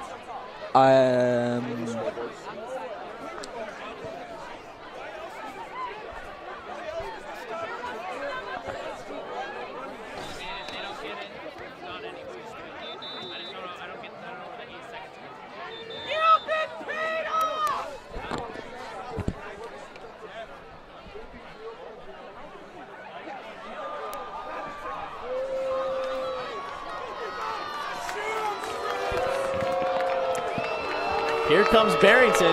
Barrington's offense. Finally going to see some football. Impassioned boos from the crowd. And understandably so. I don't know where those 8 seconds came from. Palatine's going to look to make a stop. Piper cutting it up the middle, diving into the end zone. So looks like that will be a Barrington touchdown call. Barrington gets a touchdown. First one in the game. I gotta say it was pretty gifted to them, just on anticlimactic, I think. Anticlimactic. A lot of deliberation for a quarterback read option keeper up the middle. Crowd is in shambles. I'm in shambles. I'm a little bit in shambles too. That play should not have even happened, but it did happen, and Barrington has 17 points. Sorry, 7 points. 7. I was going to say, if they put 10 points on the board, I don't know if I'd be surprised. I'd just be confused. At this point, I don't think I can be surprised anymore. Unless Santiago comes walking back out on that field in full pads, that's about the most I'll be surprised in this game. Certainly, and we'd like to make it very clear that we, of course, criticize the officials with the utmost respect. We can't do their job, and we're not going to try to. Really hard out there. Tough call there for the refs to bring that out. Certainly, and I think you make a call in the spur of the moment. What happens, happens. At least you got it down, and at least the game goes on. And it took a while, but the game is going on. Refs make halftime adjustments too, and we up here have been a little frazzled, to say the least, with our production. So we'll give them a break at least. And we'll try to move on with this football game. Pirates lead 21-7. Take us to the kickoff, Ethan. So we are set to kick off. 4 seconds left on the clock. We'll see if the Pirates do anything with this kickoff.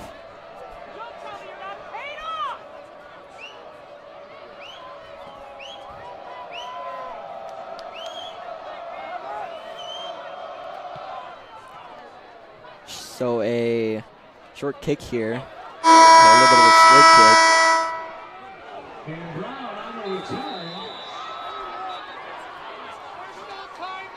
And so the clock runs to 0 here on the kickoff. First half ends with the Pirates up 14, 21-7.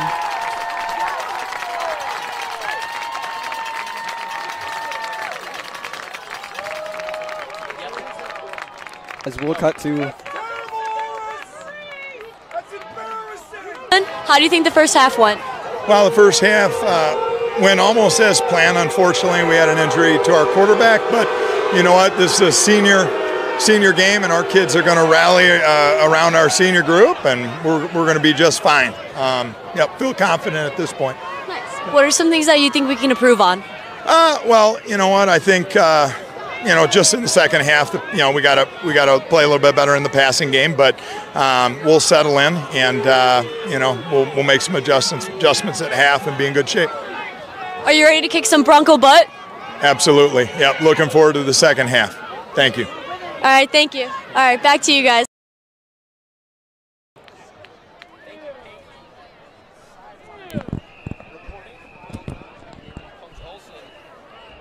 We've got a big halftime show. Good evening, ladies and gentlemen, and welcome to tonight's very special halftime show performed by the best team man in all of the Palatine marching band and Trouble by Taylor Swift, featuring soloist Jacob.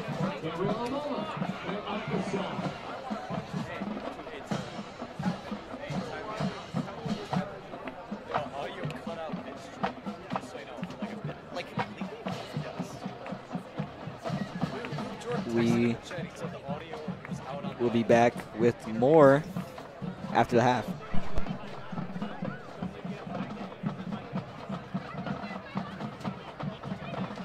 I can help you with a lot of things.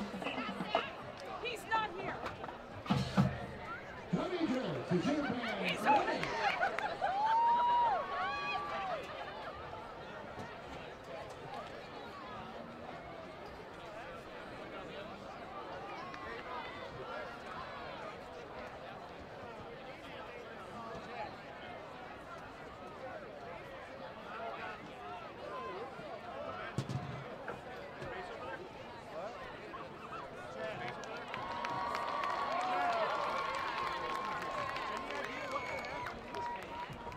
Pop owners around the world get ready for a celebration of music royalty as we pay tribute to the Queen of Pop.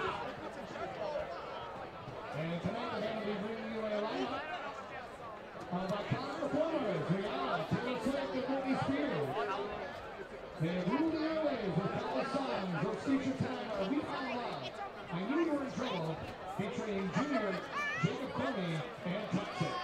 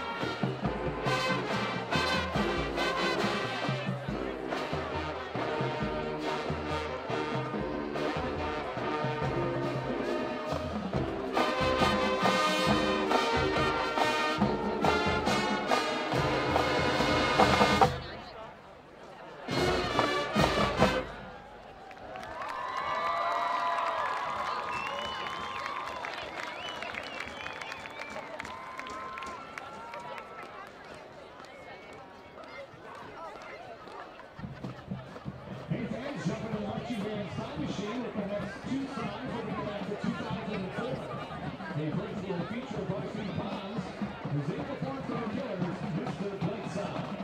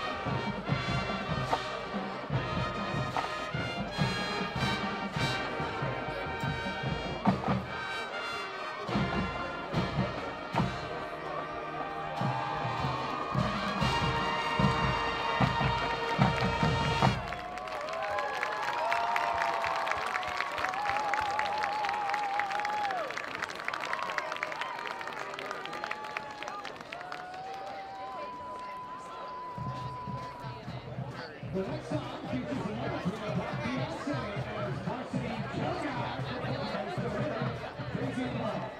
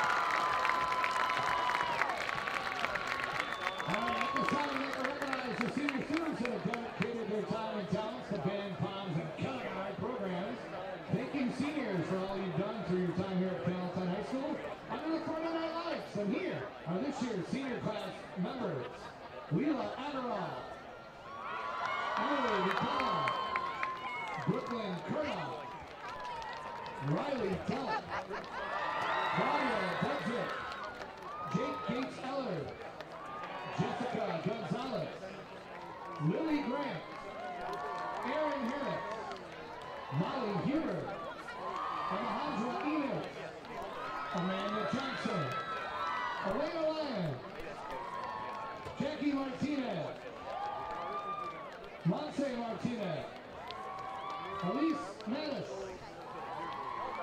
Jason Meshek, Mia Medina, Evan Muller-Zelensky, Dulce Nunez, Andres Polito, Elizabeth Polito,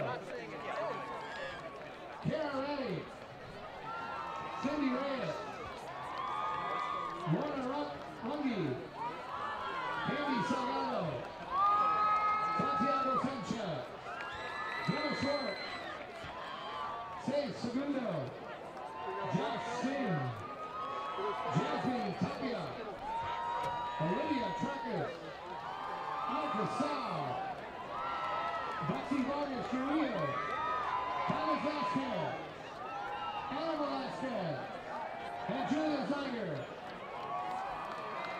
As her seniors finish passing similar thanks to their parents, a round of applause for this year's senior band.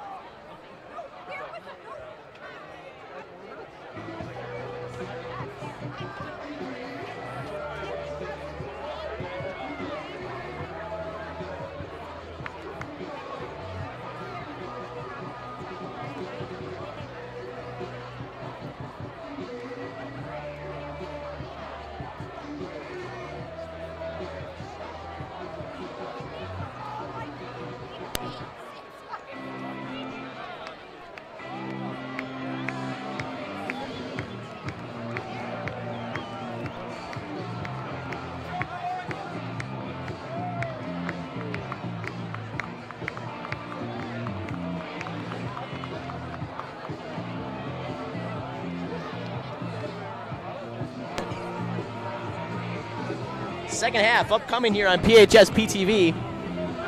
I'm Tyler Schiavone. Ethan's taking a bathroom break as we're set to get things underway. Heiser to send it off.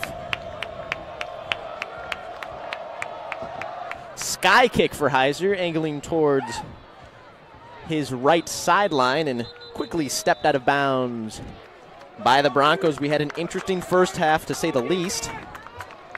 Some controversy, but still some good football being played. 21-7 in favor of Palatine at the moment.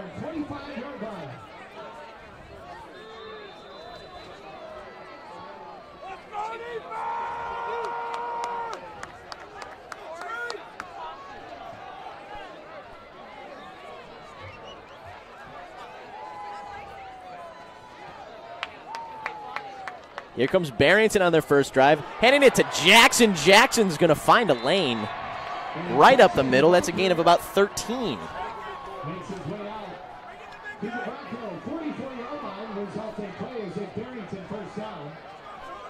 Barrington's going to grab a first down as they'll move the sticks.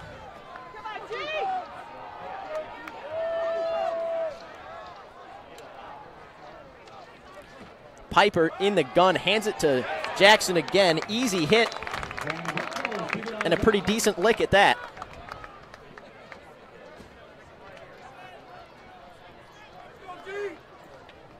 Gain of 2 on the play brings up 2nd and 8 for the Broncos.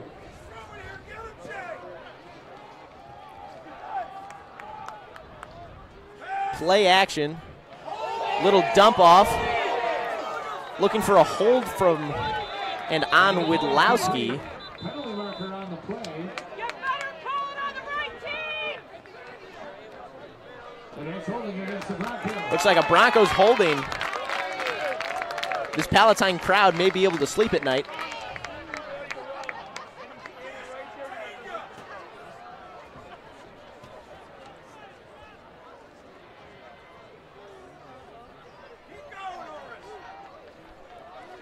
That'll be a 10-yard setback for the Broncos.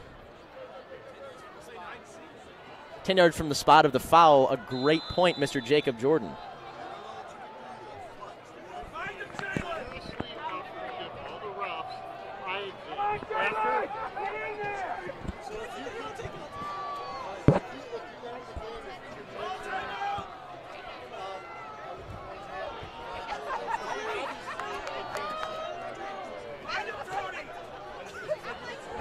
Play action, Piper.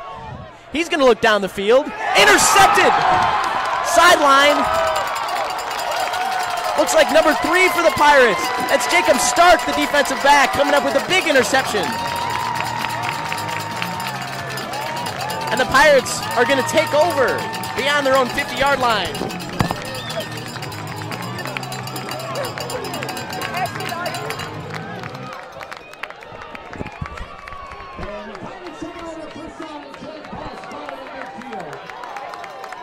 Huge play. Jacob Stark with the pick.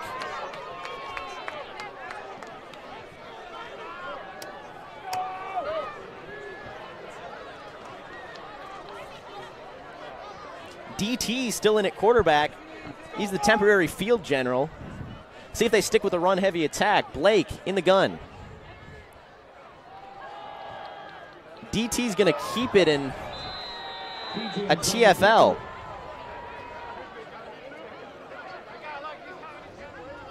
Loss of 2 on the play. Brings up 2nd and 12 for the Pirates. Pirates are going to get set back.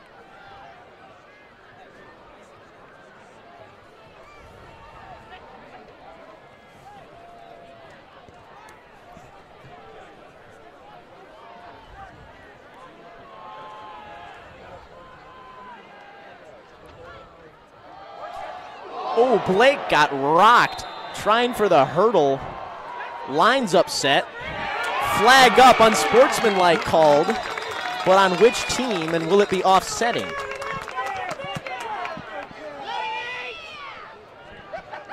Looked like the Palatine offensive line got in there, got to protect their guy.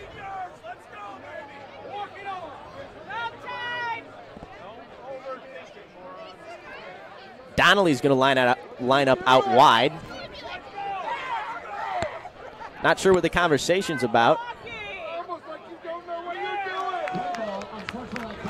Unsportsmanlike goes against the Broncos, and they'll move it up. That'll be a Palatine first down.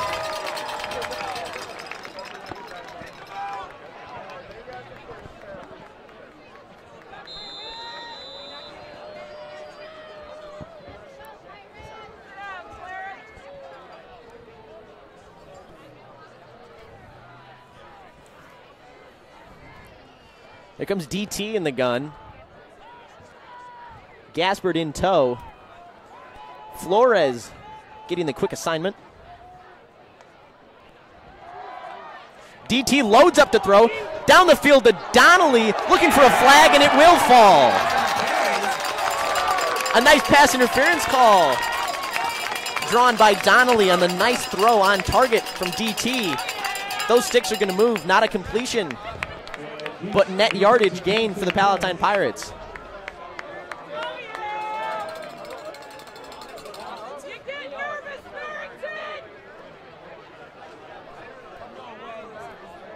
I may have spoken too soon. No. Okay. I gotta stop jinxing things. And a sideline warning against the Broncos as well.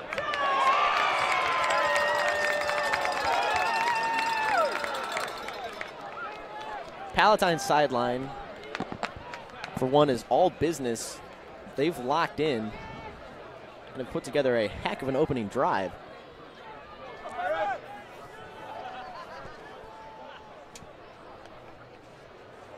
Here comes DT. He's just going to keep it himself on a little bit of miscommunication. Grabs a couple. He'll certainly take it.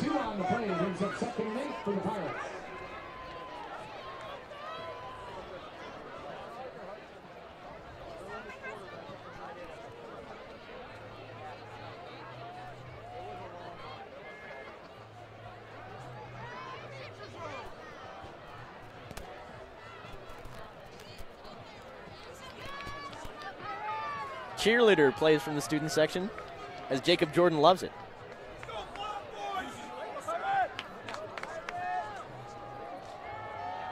Here comes DT right up the middle.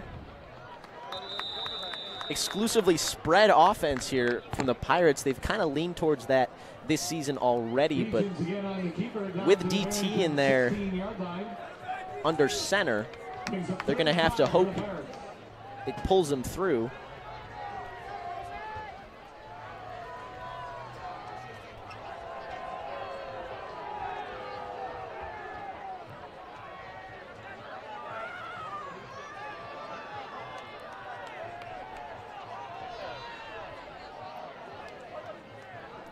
DT's got 4 receivers out there.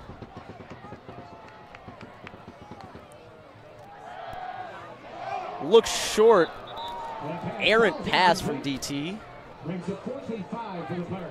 The improvised quarterback can't make the connection there, and they'll talk over a potential 4th down attempt. Pirates up 21-7. Have to think it might be about time to take a risk. Put this game a little bit out of reach.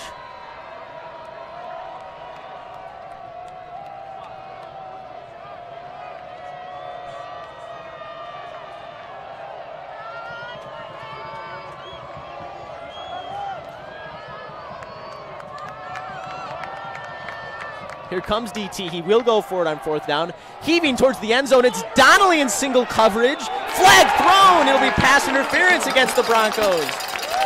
Cornerback never got his head around, and that flag flies Palatine's way, but a second penalty marker, as I probably just jinxed it.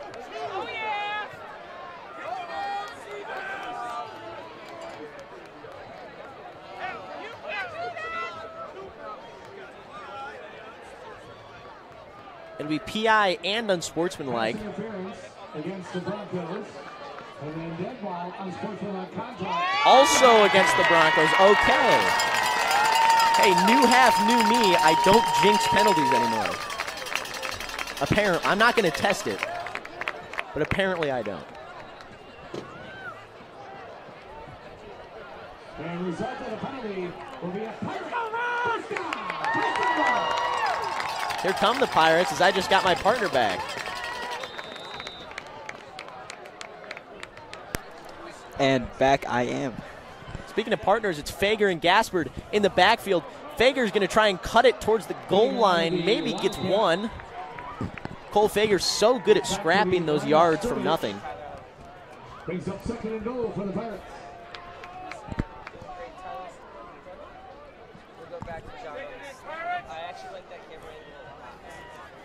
Fager looks like he's going to stay there in the Wildcat. Gaspard's still in tow.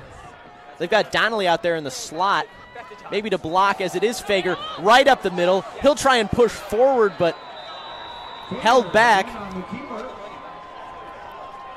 I think that's great work by the Barrington defense there. Looks like putting up a stand here. I couldn't tell you. I just got back. Malik Miles comes in. Gaspard off. Malik Miles, powerful but still fast. Wonder if they'll pitch it to him on the outside, try and get some space going. Anything to mix it up, try to get in the end zone. Fager takes it, now hands it off to Miles. Miles making for the pylon. Miles is going to be in. Nice play by Malik Miles. Showing off that speed, just like you said. As it will be just short call and a flag.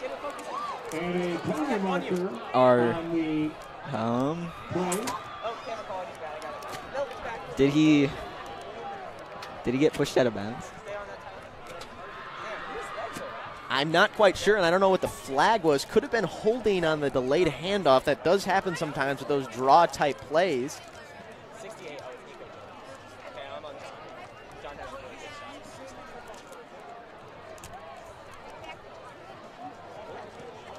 Have to see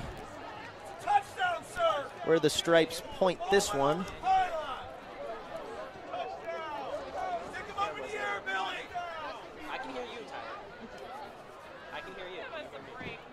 Personal foul on the Broncos. Looks like a personal foul called on Barrington. That moved the ball a little closer, but no touchdown. So he was pushed out of bounds. Okay. All right. Pushed out of bounds. Couldn't get the ball extended out enough.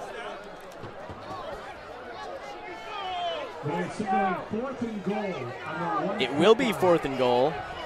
4th and goal. We'll see what they do here. Some big bodies out there. It was a personal foul, so the downs should reset. I'm not sure what that was about, as we will take a quick break here on PHS PTV. Don't go away.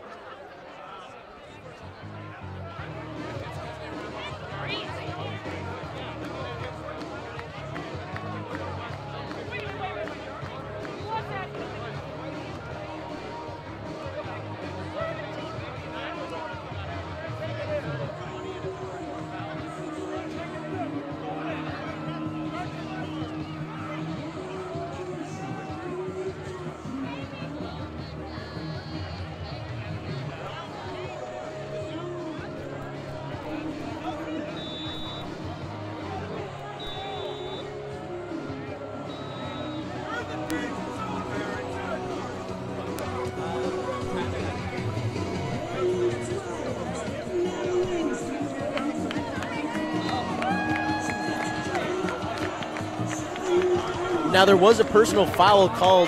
If I'm not mistaken, these downs should reset unless that call was errant. We'll see if they do. Not looking like they're going to change. Not that that matters. It'll be single back for DT. Look for a quarterback sneak. Early motion. Start.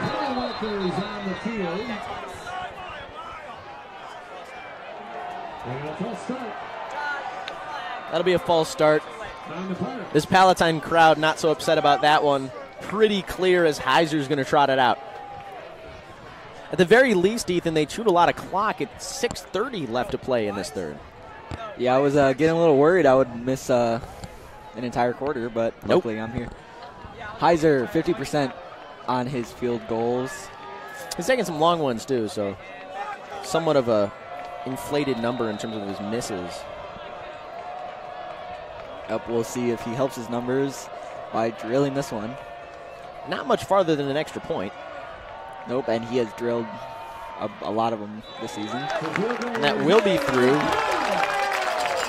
So the Pirates take 3 points instead of 6. Easy chip shot for Alec Heiser.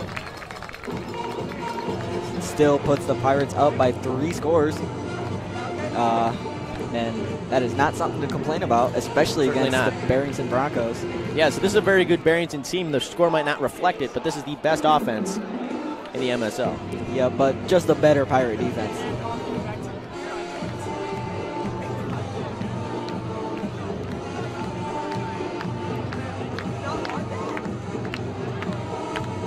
So we see now that the Palatine offense is getting their ground game involved, that a lot of time is being taken off the clock just by keeping that ball on the ground.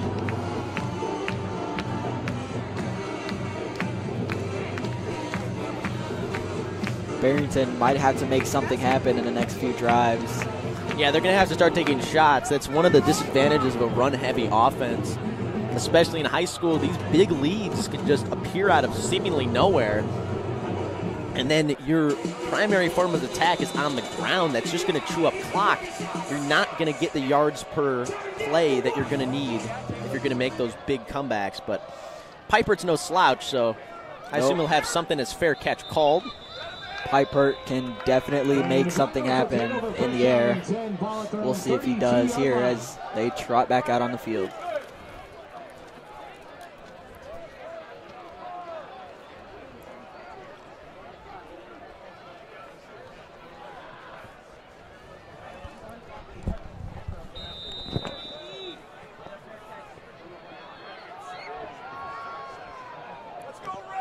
So the Bronco offense back out.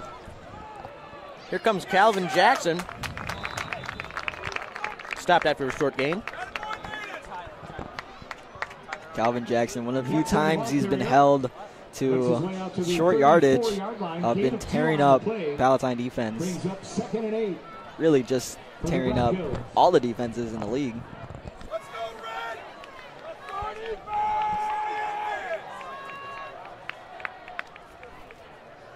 See second down for the Broncos. Piper, quick throw. Just out. Forced out of bounds at the Bronco 40-yard line. Result of the play brings up 3rd and 2 for Barrington. So we'll see what the Palatine defense. I'm absolutely sure that this Pirate defense is looking for a big stop here on 3rd down, and they might get it. Looks like a stop there. The line getting all hyped up. Jalen Williams in there to bring Calvin Jackson down. Like Penny got in on that too. He's made some great plays. 4th down and short upcoming, not as ambitious as the rest of the 4th downs that this Barrington team has gone for. But a 4th down nonetheless, and they're still going for it. Only punted one time this game. Cole Fager out in coverage as it'll be a handoff right up the middle of Calvin Jackson. He'll get it, bouncing off tacklers. Right up the middle, a nice run, Calvin Jackson. Calvin Jackson has had nice runs all game. Boosted by that Barrington offensive line, really just creating some holes for him to run the ball.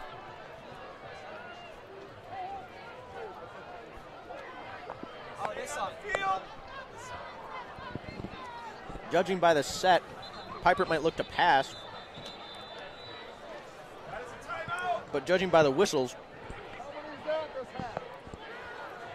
it might be a timeout.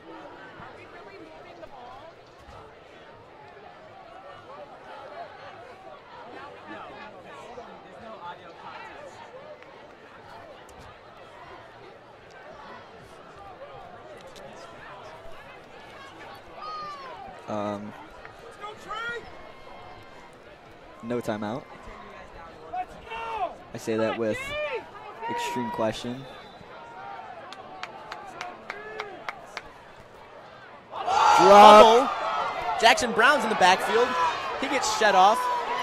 Rest of the Palatine defense in pursuit. There goes Widlowski, absolutely flying into his own sideline.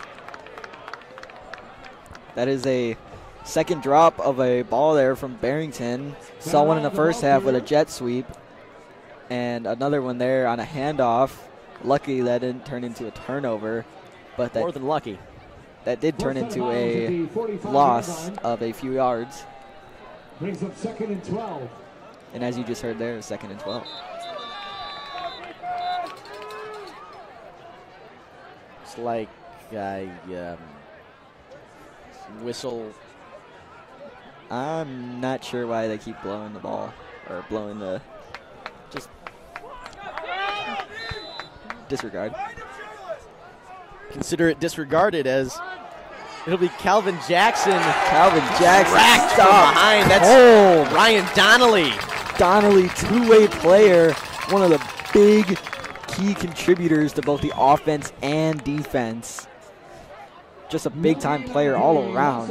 Actually, 3rd and 13 for the Broncos.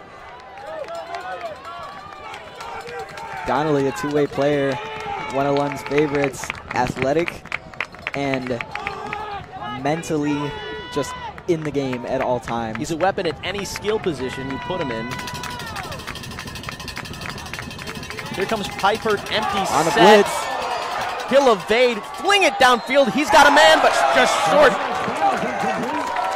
Off the fingertips of his intended receiver. Matt Kenya can't quite haul it in. Piper, a little short there.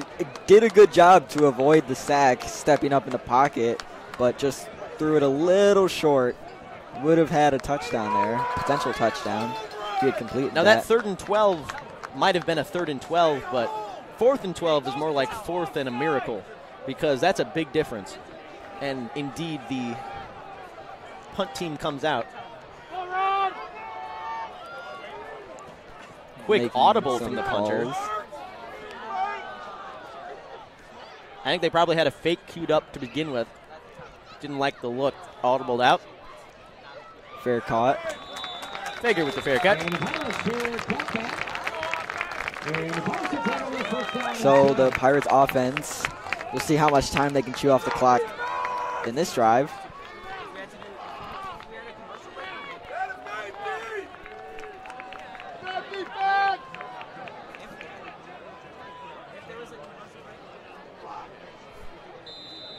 Gaspard at the back. That is not Riz.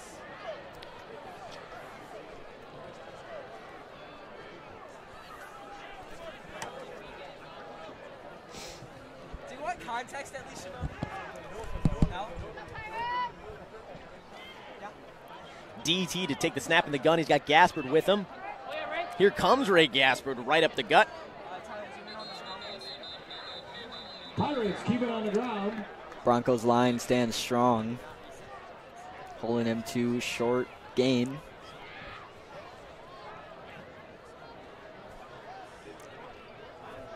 No space there for Gaspard to make anything out of it. Gets about 2 yards, and we'll see them hit it again.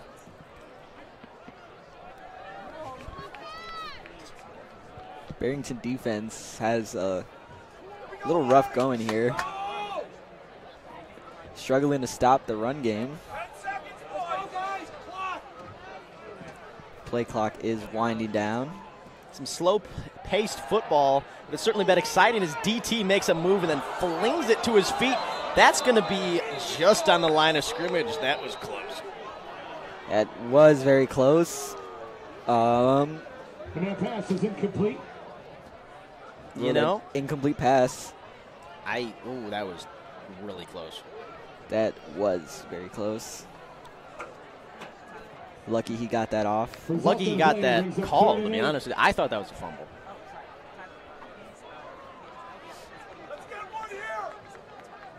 Here comes 3rd down. DT needs to make a play. we'll see what happens here. The 4 wide receivers out there. He will look to the air.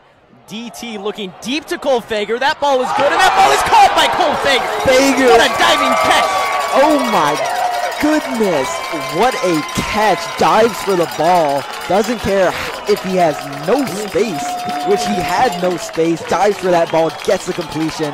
First down, Pirates. What a great throw by DT. He's tried a couple of those deep shots, but have to think that coach is putting a lot of trust in him.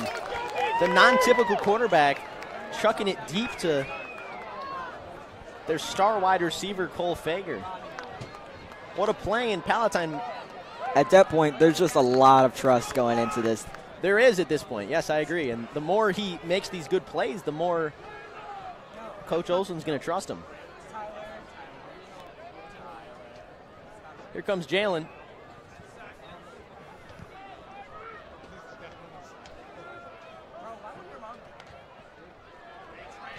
DT hands it to Gaspard, and fighting forward is Ray Gaspard.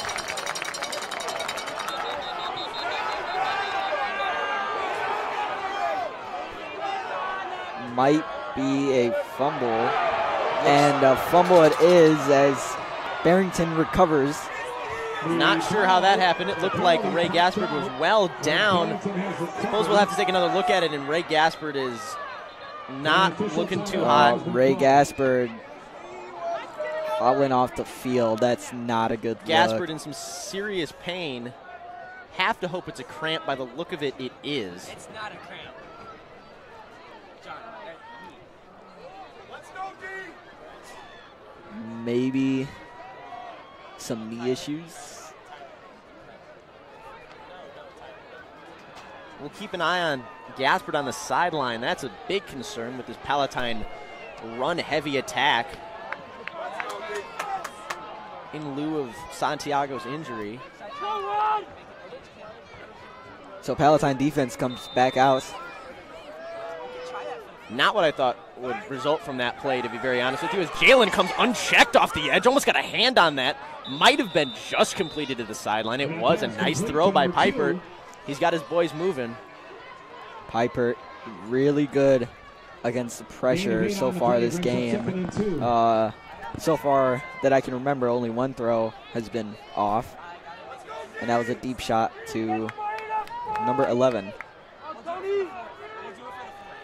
It's like Gaspard motioning to his ankle on the sideline as the trainers check him out. Here comes Jackson. Palatine's defense in hot pursuit. Jackson, the ball carrier. Jackson Brown spearheading the charge. Result of the play brings up 3rd and 1. 3rd and short. We'll see how the Palatine defense fares. It's been doing good all game, holding them to just a touchdown. I don't think Gaspard has a cramp. Looks like you're right, and that would not be good for this Palatine offense. We'll keep you updated as we know more. Don't want to speculate as it's Jackson, up the middle and a nice play. Palatine's defense swarms. They give them the first down. Jackson did just enough to get that first. About 40 seconds or less to go on the game clock now.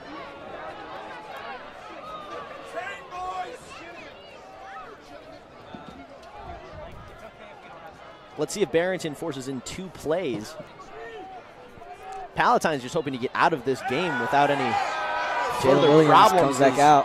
Pipert's going to roll. Pipert's going to run angling towards the sideline. He's out of bounds, so it will be another play. Jalen Williams has been getting the pressure there this entire drive. Just can't find his way to Piper to bring him down. Pipert's been very elusive. He's been all over the place. Piper is really showing off that skill, able to improvise pretty well. Here comes a run out of the double running back set. Looks like the cornerback, Zane M. Better eye on the ball carrier.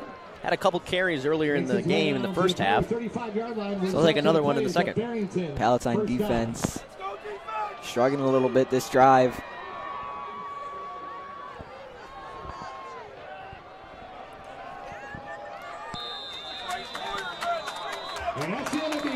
Here's the quarter, and it's been safe to say an exciting matchup here at Palatine's senior night. Pirates are up 24-7 at Chick Anderson Stadium. Tyler Schiavone, Ethan Trujillo. We'll be back. Don't go away.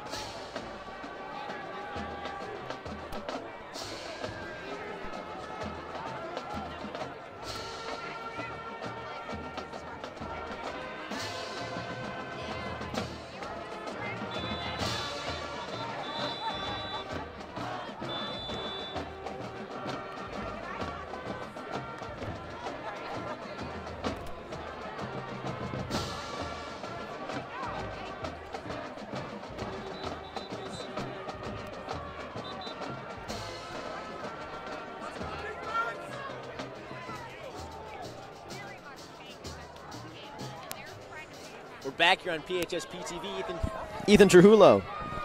Wow, Tyler Schiavone. You just butchered my I did. name. I am so. I was about to apologize for my actions. You do it better. Go ahead. Trujillo. Okay. I'll roll the R next time. Looks like Jackson tracked down for a TFL. Nice play by the Palatine defense. Trujillo. Okay, all right. I got it. Pretty good. Yep. I needed redemption.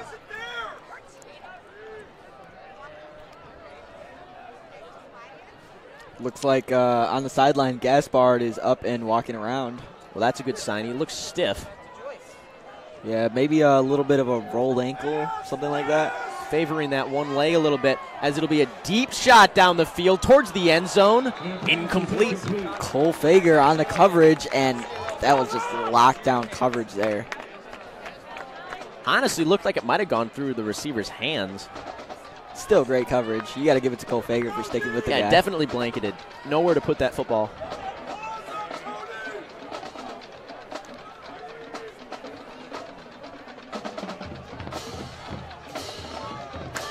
So third down now for the Barrington Broncos. Also, I was calling them Phillies earlier. I don't know what I got that in my head. I don't know either. Pipert's going to make for the first down, hit hard on his way out of bounds. Out of bounds. Number 20, Dimitri Smith.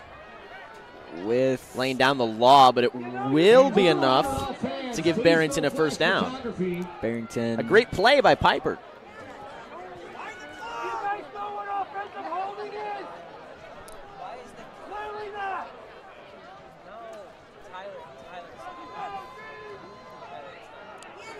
Here's a handoff. It's Calvin Jackson. Jackson, the ball carrier. Jackson doing it all night. Gets another decent game there. I say decent, but it's a pretty good game. 8-yard game. You know it's a good play design when even John Joyce got. Because he's the best we have. Best cameraman I know. Steadiest hands you've ever seen in your life. As a quick check down for Piper. Barrington has been moving well this drive. Fueled by a Piper run and many of Jackson's runs. Result of the play is 1st and goal for the Broncos. Ball at the Pirate 9-yard line.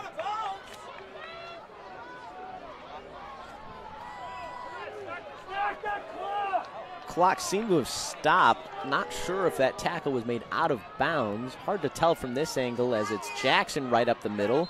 Nice pursuit by Jackson Brown.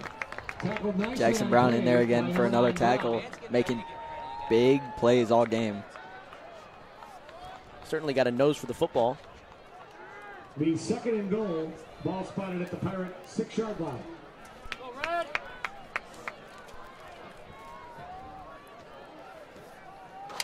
Barrington. 2nd and goal. Handoff right up the middle. Jackson is stopped in his tracks. That red zone defense has been great all game. And show it there again. That is Tony Balaganai. Yep. Hey, who's butchering names now? No? Well, I think I said that pretty good. I'm kidding. Trujillo. Piper's going to keep it himself. Quarterback sweep. Tackle gets closer to the goal. But not all the way there, as it'll bring up a Broncos 4th down and goal. 4th down here. Palatine has been strong against 4th down so far. This could be a key play for the rest of this game. Pena coming back out there. Palatine crowd getting loud. Evans rushing to get off the field. Going to avoid a 12 man on the field. Here comes the heavy set right up the middle. Goes Piper. He might be short. Tackled right at the goal line. He'll be marked in the end zone for a touchdown. Looked like one line judge signaled stop. One line judge signaled touchdown. And now the official ruling is a touchdown.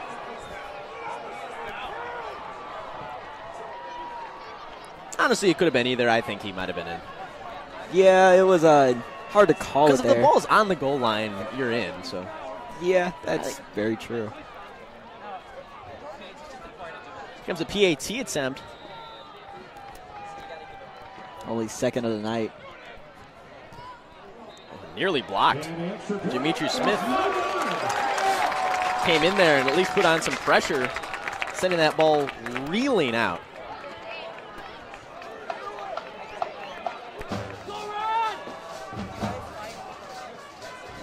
So the Pirates' lead is shortened to 2 scores, 10 points.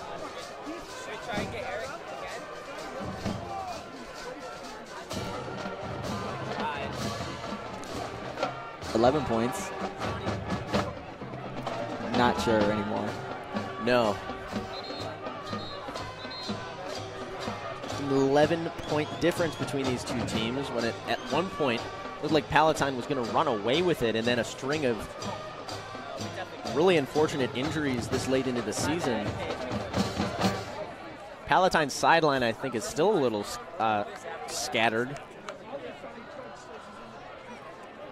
Everyone just making sure they get their mind right. Yes, at these points where you have to really be mentally strong. You know, you see your star quarterback come off. You see one of your running backs, one of your star running backs come off.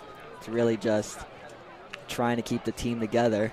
And those are some leaders of your team, too, especially leaders in offense and production statistically. So it's got to be tough out there. Somebody's got to step up, and I think so far Palatine's done a great job rolling with the punches, managing to stay on top so far. Yeah, we've seen, I talked to Lund earlier. He talked a lot about senior leadership, and we've seen that with Jackson Brown, not letting it get to his head, Jackson staying strong. Brown is truly unshakable. Ryan Donnelly, too, in that sense. That one looks like it's going to be a touchback, and it will be. Wise choice by Rufus Clark to let that one roll, as the Palatine offense retakes the field with 8:42 left to play.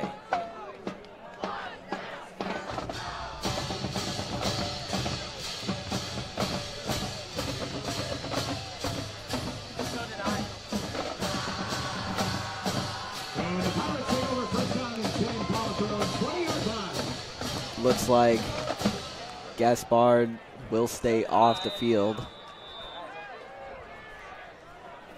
at least for now. Looks to be pacing the sidelines. I think if he's been cleared, we might see him back in. For now, Jesse Blake in the backfield. Here comes DT out of the gun. Flinging it to Donnelly a little high, but Donnelly still manages to throw a man off and continues to fight forward. Yeah, that throw just a little high. Donnelly is really good to make something out of it. Gain of 7 on the play brings up 2nd and 3 for the Pirates. So, 2nd down now for the Pirates. I'm having a good time now. See Blake stay on. Jalen Williams now comes on. Possibly run here. I'm trying my best, Mark.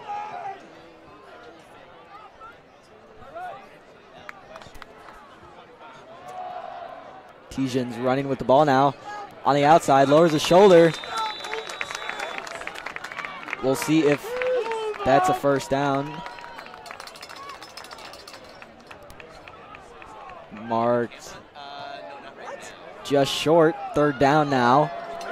Tijan's unable to pick it up. And so the Pirates will see a 3rd down now.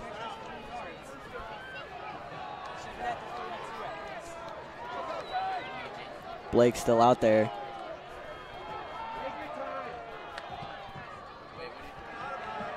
Quick stand up there, trying to get them to jump. Unable to see it. Unable to see it happen. And so Tijan's keeps it. Fights forward.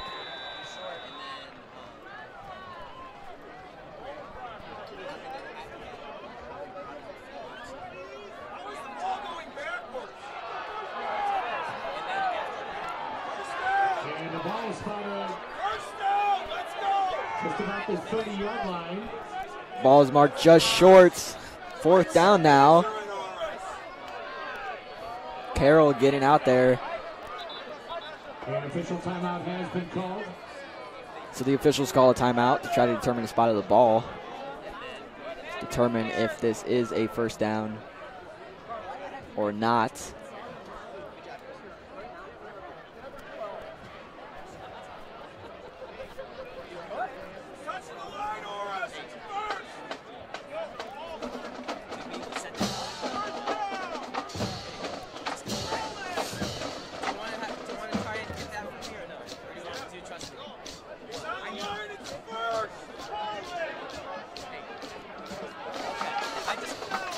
Officials still talking over where the ball is. As you see a timeout here, both sides are talking it over, trying to figure it out.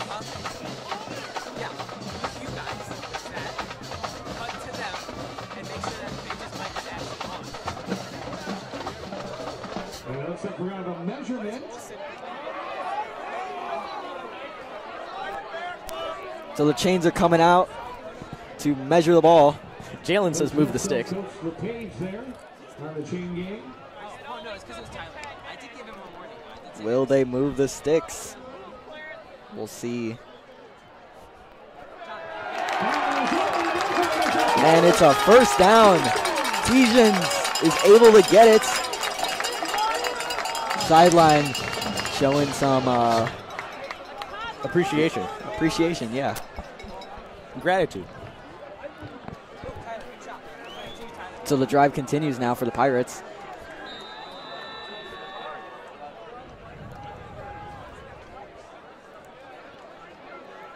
When did we start the clock? Have to see how this play calling continues to evolve as Palatine's just trying to run the clock down. Fager in the backfield now. They've controlled this game despite it being prompted as quite a heavy matchup, even despite a couple unfortunate occurrences, as it'll be Gaspard fighting. He might have, no, excuse me, Fager. Makes his way down to about. Gaspard still on the sideline. Still walking around. Looks to be walking around fine. Hey, he looks a little steady. He got his helmet in his hands.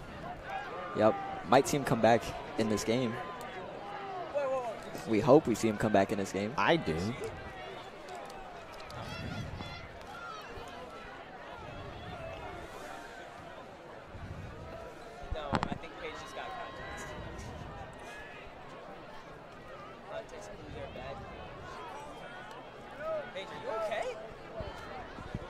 Palatine's going to run it back out there.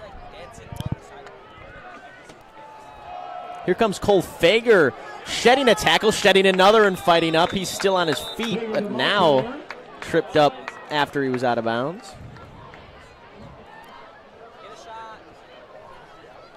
So the Barrington defense catching on to the Pirates' run game here. Able to hold them to a few short gains. Brings up a long third down.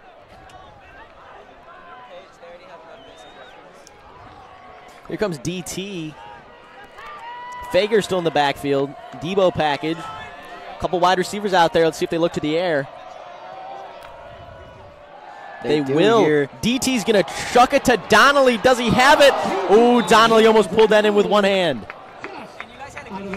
Just a little bit too far in front of Donnelly. Although Donnelly almost got that. Donnelly did almost go get that. But unfortunately, they did not. So now it brings up a fourth down. Not a bad throw by DT at all, by the way. He was pretty blanketed in coverage. There was barely any space where you could put that ball. And that was just on the edge of it. So fourth down, looks upcoming. Like they're going for it. DT can punt. I was about to say DT can definitely punt, and he will, but off of Jalen. Let's see who's got it. Don't think it really matters because it's a punt. So the block punt gives the Broncos great field position. We'll see if they can capitalize. Now, the only bad thing about that for Barrington is I'm going to restart that sentence. The only bad thing about that for Barrington is that now Jalen is pissed off because the fumble happened because he was in the line of the punter, and he knows that, and he's mad at himself. So now he's pissed. Look for a Jalen Williams sack. I'm calling it. Especially if they need to go to the air, Pipert's going to be running for his life. Yes, he will.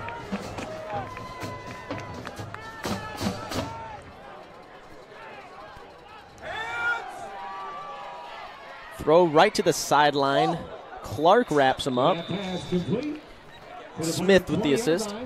Wrapped up pretty quickly. They haven't really allowed many yards after contact. Doing a good job of getting there before the receiver can go anywhere.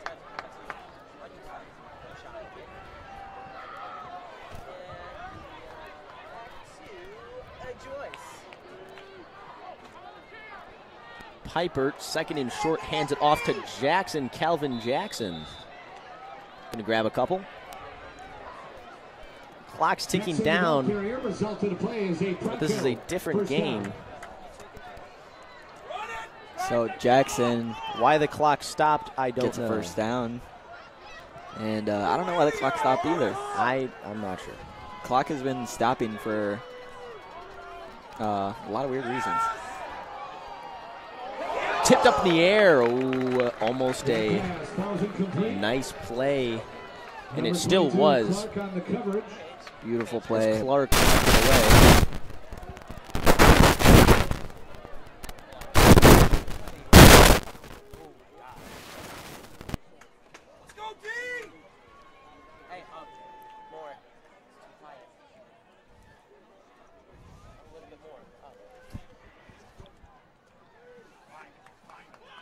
Piper takes it in the gun. He's going to look to the end zone. Knocked away. Looked like Smith in coverage. Brings up 3rd and 10 for the Broncos. No, like literally, like it glitched out and it's just like yelling. Oh. So, an attempt for the end zone. Okay. Hey, the focus right's going. Incomplete. Let's go defense! Third down now. Third down and 10. No movement has been made on this series of downs. Definitely not. We're having a little bit of trouble with our field mic at the moment, but don't worry, you still get to hear our terrible voices. Empty set, Piper. Let's see what he's got out of 5 wide. Jalen just came in the middle, and looks like it might be a touchdown, Broncos.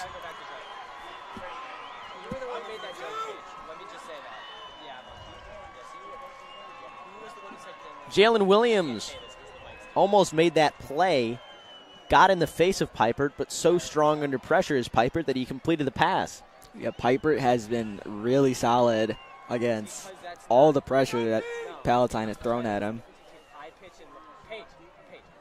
Here comes a 2-point conversion attempt after the missed extra point earlier.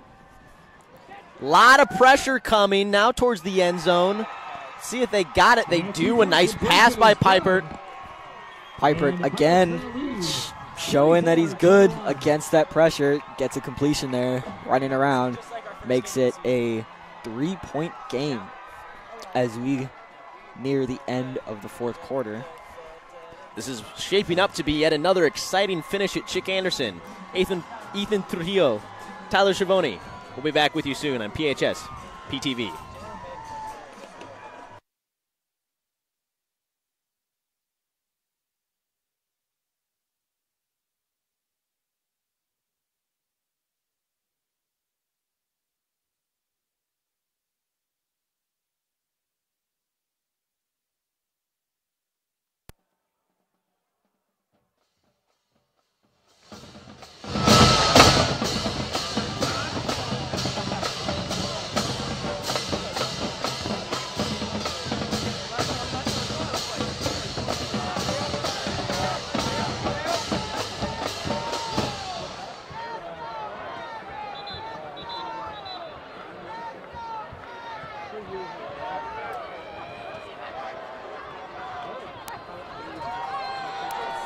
We're back here on PHS PTV.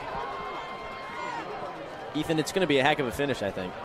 I agree. The Barrington Broncos have tightened this game up in the second half. Went into halftime, only 7 points on the board. 2 touchdowns in the first half, and the second half, sorry. Brings this game a lot closer. And now it's really the game that I thought it was going to be. Yeah, this is kind of what we were expecting from the get-go. Maybe it just took a little while to get there. It's going to be hauled in. Evans trying to make a return. He might find a lane. He's still up. Going. Evans still running. Evans has daylight. Evans might take it all the way. Does he have the speed? No, he doesn't. Brought down at the 10. What a return. Brings the nice Pirates. Play by Evans. 10-yard line. And life is brought back to the Pirate bleachers. Huge play.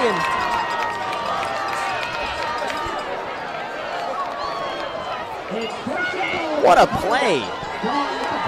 What a return. Jaden Evans, the defensive back, has played almost this entire game, still had the juice to get all the way within the Barrington red zone. And Palatine has a much-needed spark.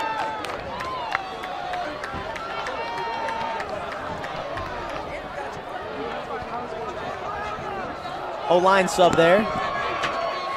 It'll be Fager in the Wildcat. Fager's going to cut it to the right. Fager's going to cut it to the end zone. Touchdown, Cole Fager. Third touchdown of the game for Fager. And wow, what a series of events there. We were just talking about how this game is close, and then Palatine just explodes out of the gun. Absolutely, just an amazing series of plays there. And Palatine might feel a little bit better about it. feeling better as this score gets a little wider now. Back to 2 scores.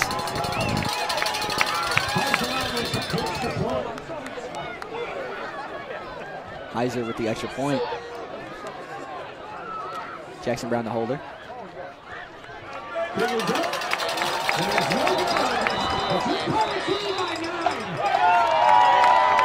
And so just a little left there for Heiser.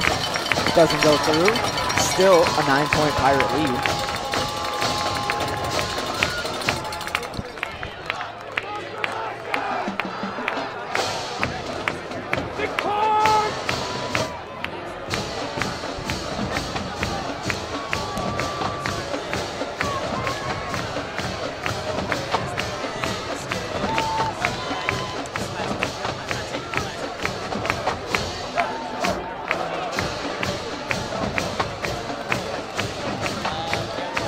And so after just about 2 plays, one of them a kickoff return, one of them a Cole Fager run, we see Barrington now, sorry, Palatine now set to kick off.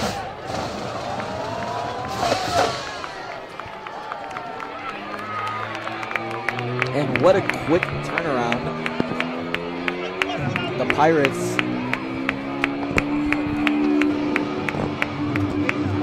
doing well in the absence of Santiago and Gaspard. Cole Fager with his 3rd touchdown of the game. Really just a hero in this game. So no fair catch on this one.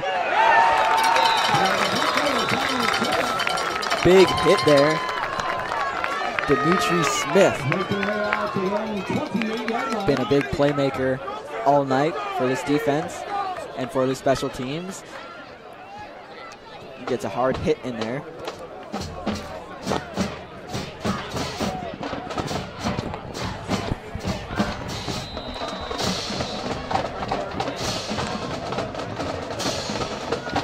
Barrington retakes the field. A 9-point Pirate differential. Still 2 scores.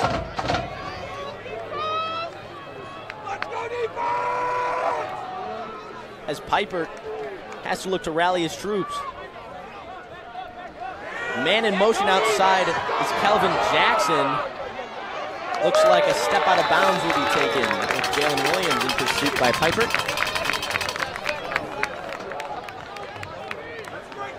Tony, I don't want to butcher your last name again, so I'm just Laganai. Got in there for the pressure. Forced Piper to roll out. And then Jalen Williams forced him to step out of bounds. And a wise choice there. Piper's going to have an empty set to work with. He'll need to make his money.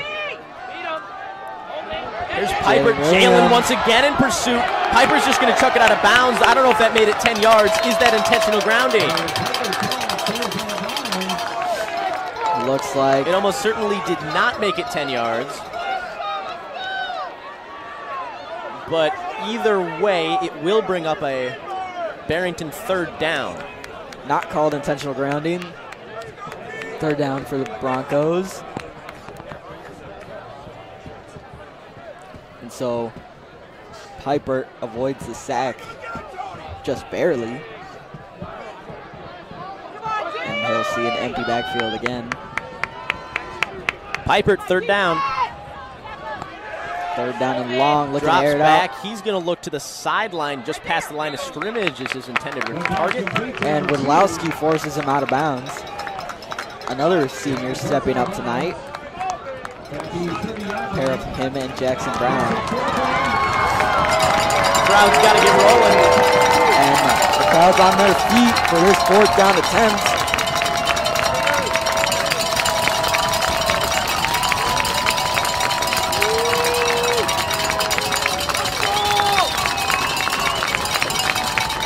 Fourth down, most likely game-sealing play. Nick Piper, what do you got? See if Piper has any dogging him. He does hit his target. And Piperts gets the first down. This game plays on. Out of bounds. Keeps the drive alive. And keeps the game in as a Bronco is hurt. Not what we want to see here so late in the season. Or at any point in the season. As we'll take a quick injury timeout here on PHS PTV.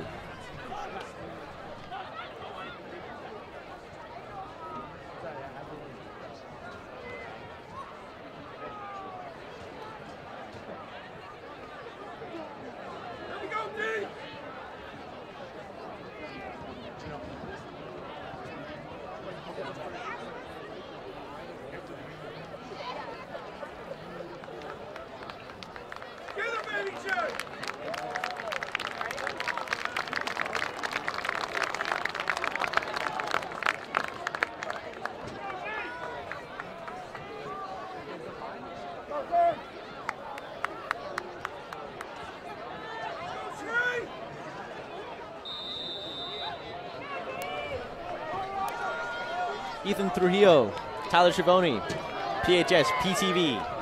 3:09 on the clock for the Broncos as the Pirates have a 9-point lead.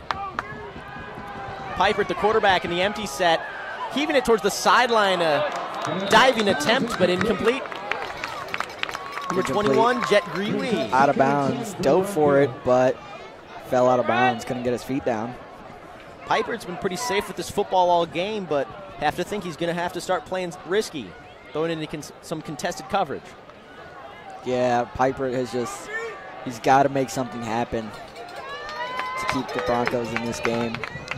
Get there. Piper drops it back. He'll throw. His receiver stumbles out of bounds. I don't think that should stop the clock,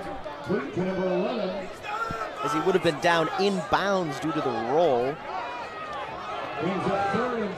They're going to snap the ball before they can think about it. A wise play. Piper to his sideline, fumbled but is caught.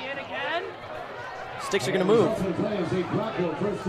How much time do the Broncos really have? A couple of quick throws there and getting out of bounds.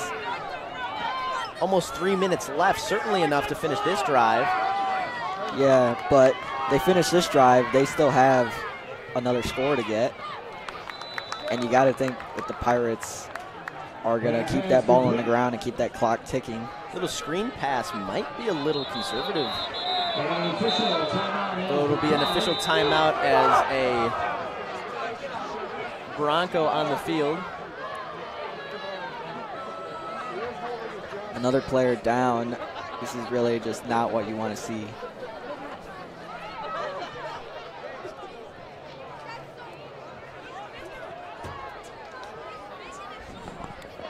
Still on it, there's no corner of the screen. You just crank it the other way.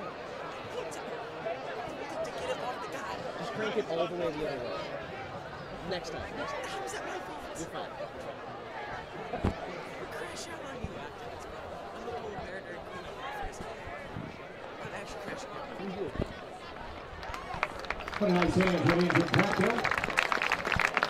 out. So it looks like he's walking off the field.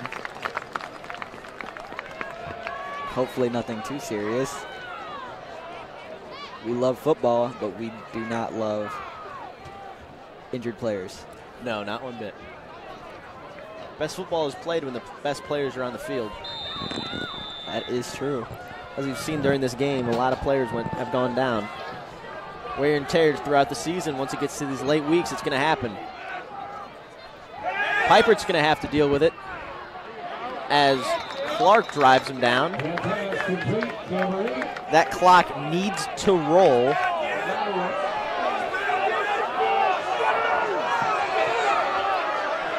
As it'll go for a first down.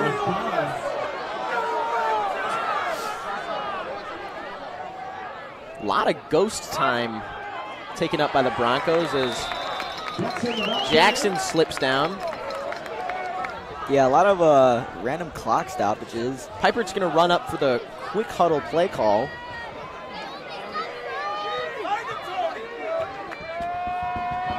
fumbles the ball on the snap, but managed to regain.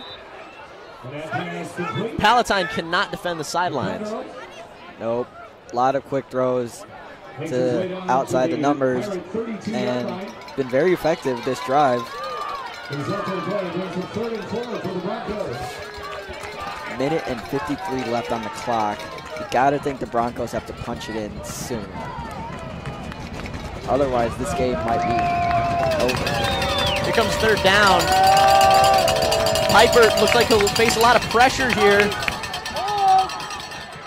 Too far for his intended receiver. Widlowski in tight man coverage. And it'll bring up a fourth down. Another opportunity for a Pirate stop. We'll see if the Pirates can get it done as the Broncos stay out there for the fourth down attempt. Piper leads his boys out. We'll see if Piper can get it done on another fourth down this drive. Trying to get him to jump. Didn't work. Plenty of time on the play clock. Piper does not have to rush. 10 seconds now. Quick stand up. And hard to say whether it was a neutral zone or an offsides. Does look like neutral zone. And it'll move the sticks. A crucial mistake there from the Palatine front seven. Yeah, I think at this moment they let the pressure get to them a little bit. It's going to happen. It's not. They've faced a lot of fourth downs in this game, man. That is true. They are human just like the rest of us. Here's Piper. He's going to look over the middle. A nice snag. One-handed grab there. That clock should run. Tapaz, favorite receiver of the night for Piper, calls in another one there. Clock does run. Hurry up for Piper. Piper rolls right. Flinging towards the end zone. Hands straight up in coverage is Cole Fager. He knew the ball was coming. Cole Fager, excellent in coverage. Excellent both ways. 3 touchdowns on the offensive side and been doing great on his coverage on the defensive side.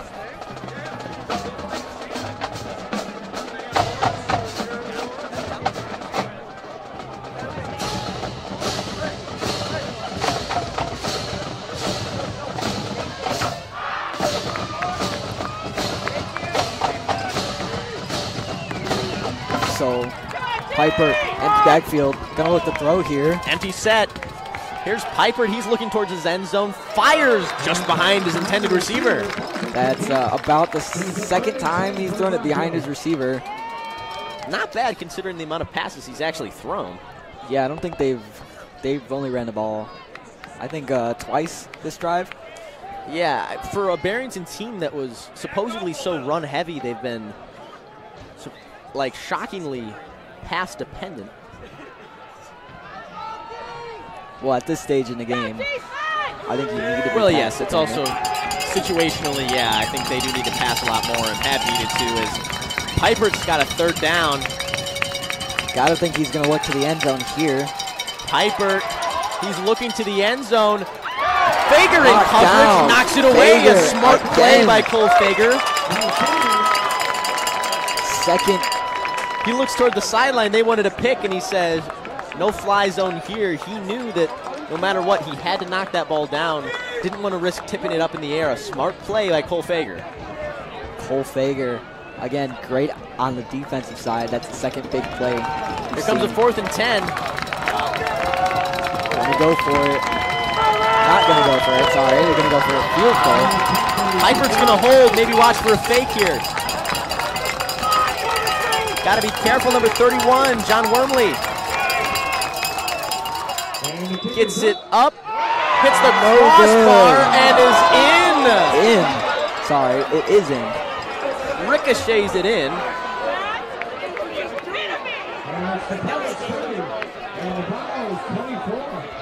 That is sneaks it in. That's kind of a good metaphor for how this game is kind of gone. It's just not what you expect. Nope, not That was at the last all. thing I expected to see there. And yet we have a ricochet. Might see maybe an onside kick here, or some attempt on the kickoff, try to get the ball back. Only need 6 points and a PAT to win the game. Although I believe in the Palatine special teams. As do I. This is a very strong special teams unit. Yeah, I mean, you got a lot of guys out there with good hands. You got Fager, Donnelly. Also, when was the last time Fager was on the sideline? He's out here for special teams now. I don't know. That man has an engine. Yeah. He doesn't run on what we run on. Calories, even? Calories, that's right.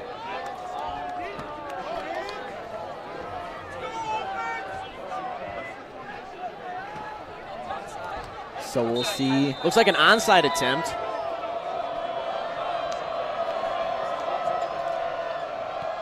Onside, gathered and wiped down. Goes Jacob Stark. He had an interception earlier.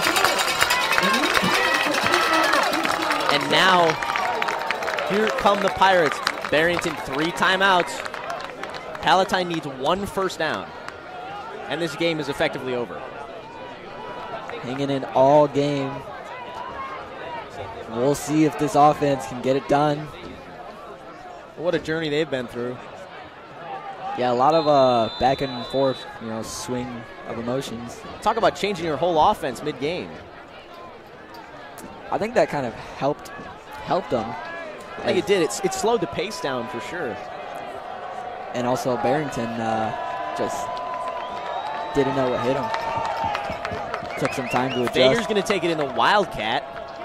Cole Fager trying to find some room, bullying his way forward. Cole Fager's going to have a first down. And there's that first down that they needed. That's what Palatine needed. Does Barrington call the timeout? Might have, as the clock is stopped.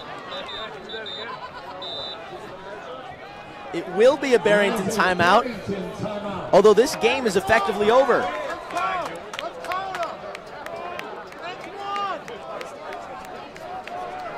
Two timeouts left for Barrington after this one. Are you guys not ashamed? Remember, they only have 2 timeouts left.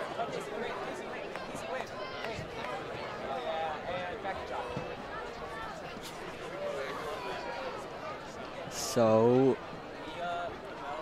as we wait through this timeout, Tyler, pretty good game so far. It's certainly been a good game. In terms of the caliber of football being played, we're seeing some awesome efforts on both sides, just absolutely unexpected. I feel like, even now, I feel unsure about calling anything as it is. No, you never truly know with these two pretty dangerous teams. Yeah, 2 explosive offenses, anything can happen, especially in high school.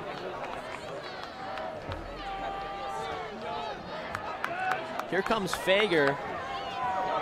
He's going to have Blake and Williams in the backfield, most likely to block. See if here he goes. Power out of the Wildcat. Fager's going to fight. Fager's going to be close to another first down. Fager really timeout Barrington. Doing it all this game. I really don't think he has seen the sideline. No, I don't think either. Well, now he is, but it's because of the timeout. Besides the timeouts.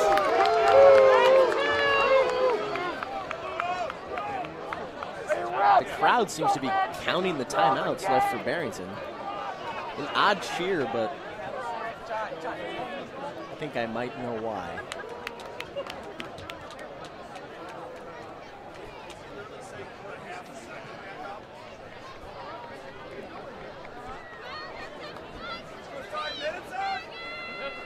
Don't suggest. I feel like the dude up there said to do it. I thought you were on our side. So you hear a little chatter there from the stands. Good to keep things light. I'm just surprised that no foul language has been thrown around. I'm impressed. Upstanding citizens. You really gotta give him a hand for that. Yeah.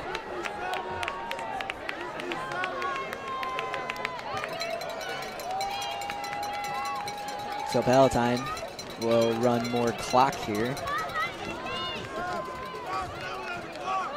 Or we'll try to run more clock as we wait for the referees to give the signal.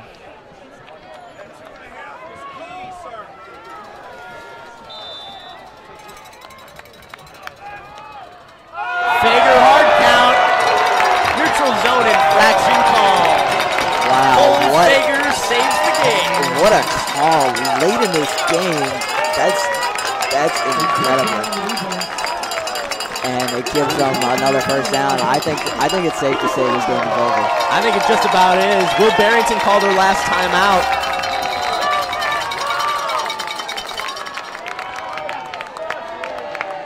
They might. We'll see. Really hard to do anything with, what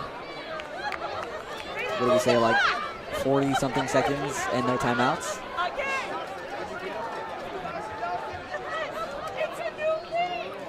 It'll be victory formation for DT. So this Pirates offense and defense really stepping up in the absence of Santiago and Gaspar. Knee taken for the Pirates. Barrington is not going to call their final timeout. They're going to let this one go. A good show of sportsmanship by the Broncos. As this clock winds on senior night, approaching the conclusion of one hard-fought battle. What a battle it was by both of these teams. Pirates. One more knee for DT, and it's all over at Chick Anderson. The Pirates are going to take it. And they're on top of the MSL.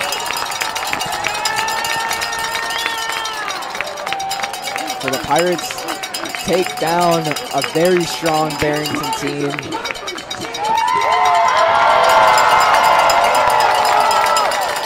And now don't go away. We're going to have some exciting post-game interviews planned. Stick with us as we're going to get some words from some players. I've been Tyler Schiavone. He's been Ethan Trujillo. Ethan, I hope we get to do a playoff game. Would you be down for that? I would be so on for that. All right, let's do it. Let's do it. Make it a date. We'll see you next time on PHS PTV.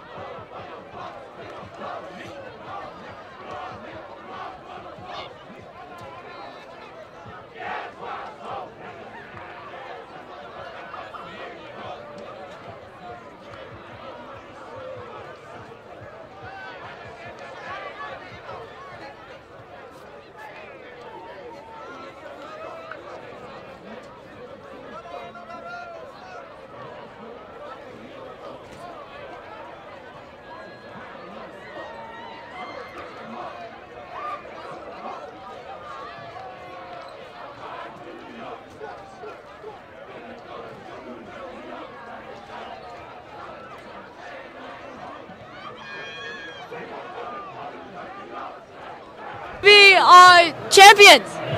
Hey, no, that's all you. Hey, no, I just want to credit my offensive line, my skill players. This guy right here, number 14, DAWG, dog. Our offensive line, dogs. Guess what we is? Conference champs. Guess what they said? I don't know, but they was talking stuff. And guess what? We won. All right. How does it feel like bounce back from having your star quarterback walk off? It was great. Oh, no, I'm going to let the offensive guy speak on that. I mean, you know, we all know Will's just that guy. We trust him. We put our hearts in it. Like, I'm going to say we trust him very, very much. But, you know, going down, there's always that little pit in your stomach. It's like, oh, what's going to happen? There goes our guy. But, you know, DT, we have confidence in him too. It's next man up mentality. It's not who you are, it's what you can do. So, hey, one more thing to top on that. DT has DT has only lost one game as a quarterback his entire life. Hey. He's built for this moment. He ain't new to this. Hey, he owns Barrington. Let's go. Yes, sir. Hey, you heard it here first. Conference champs, get back is real. We own them. That's over. Thank you.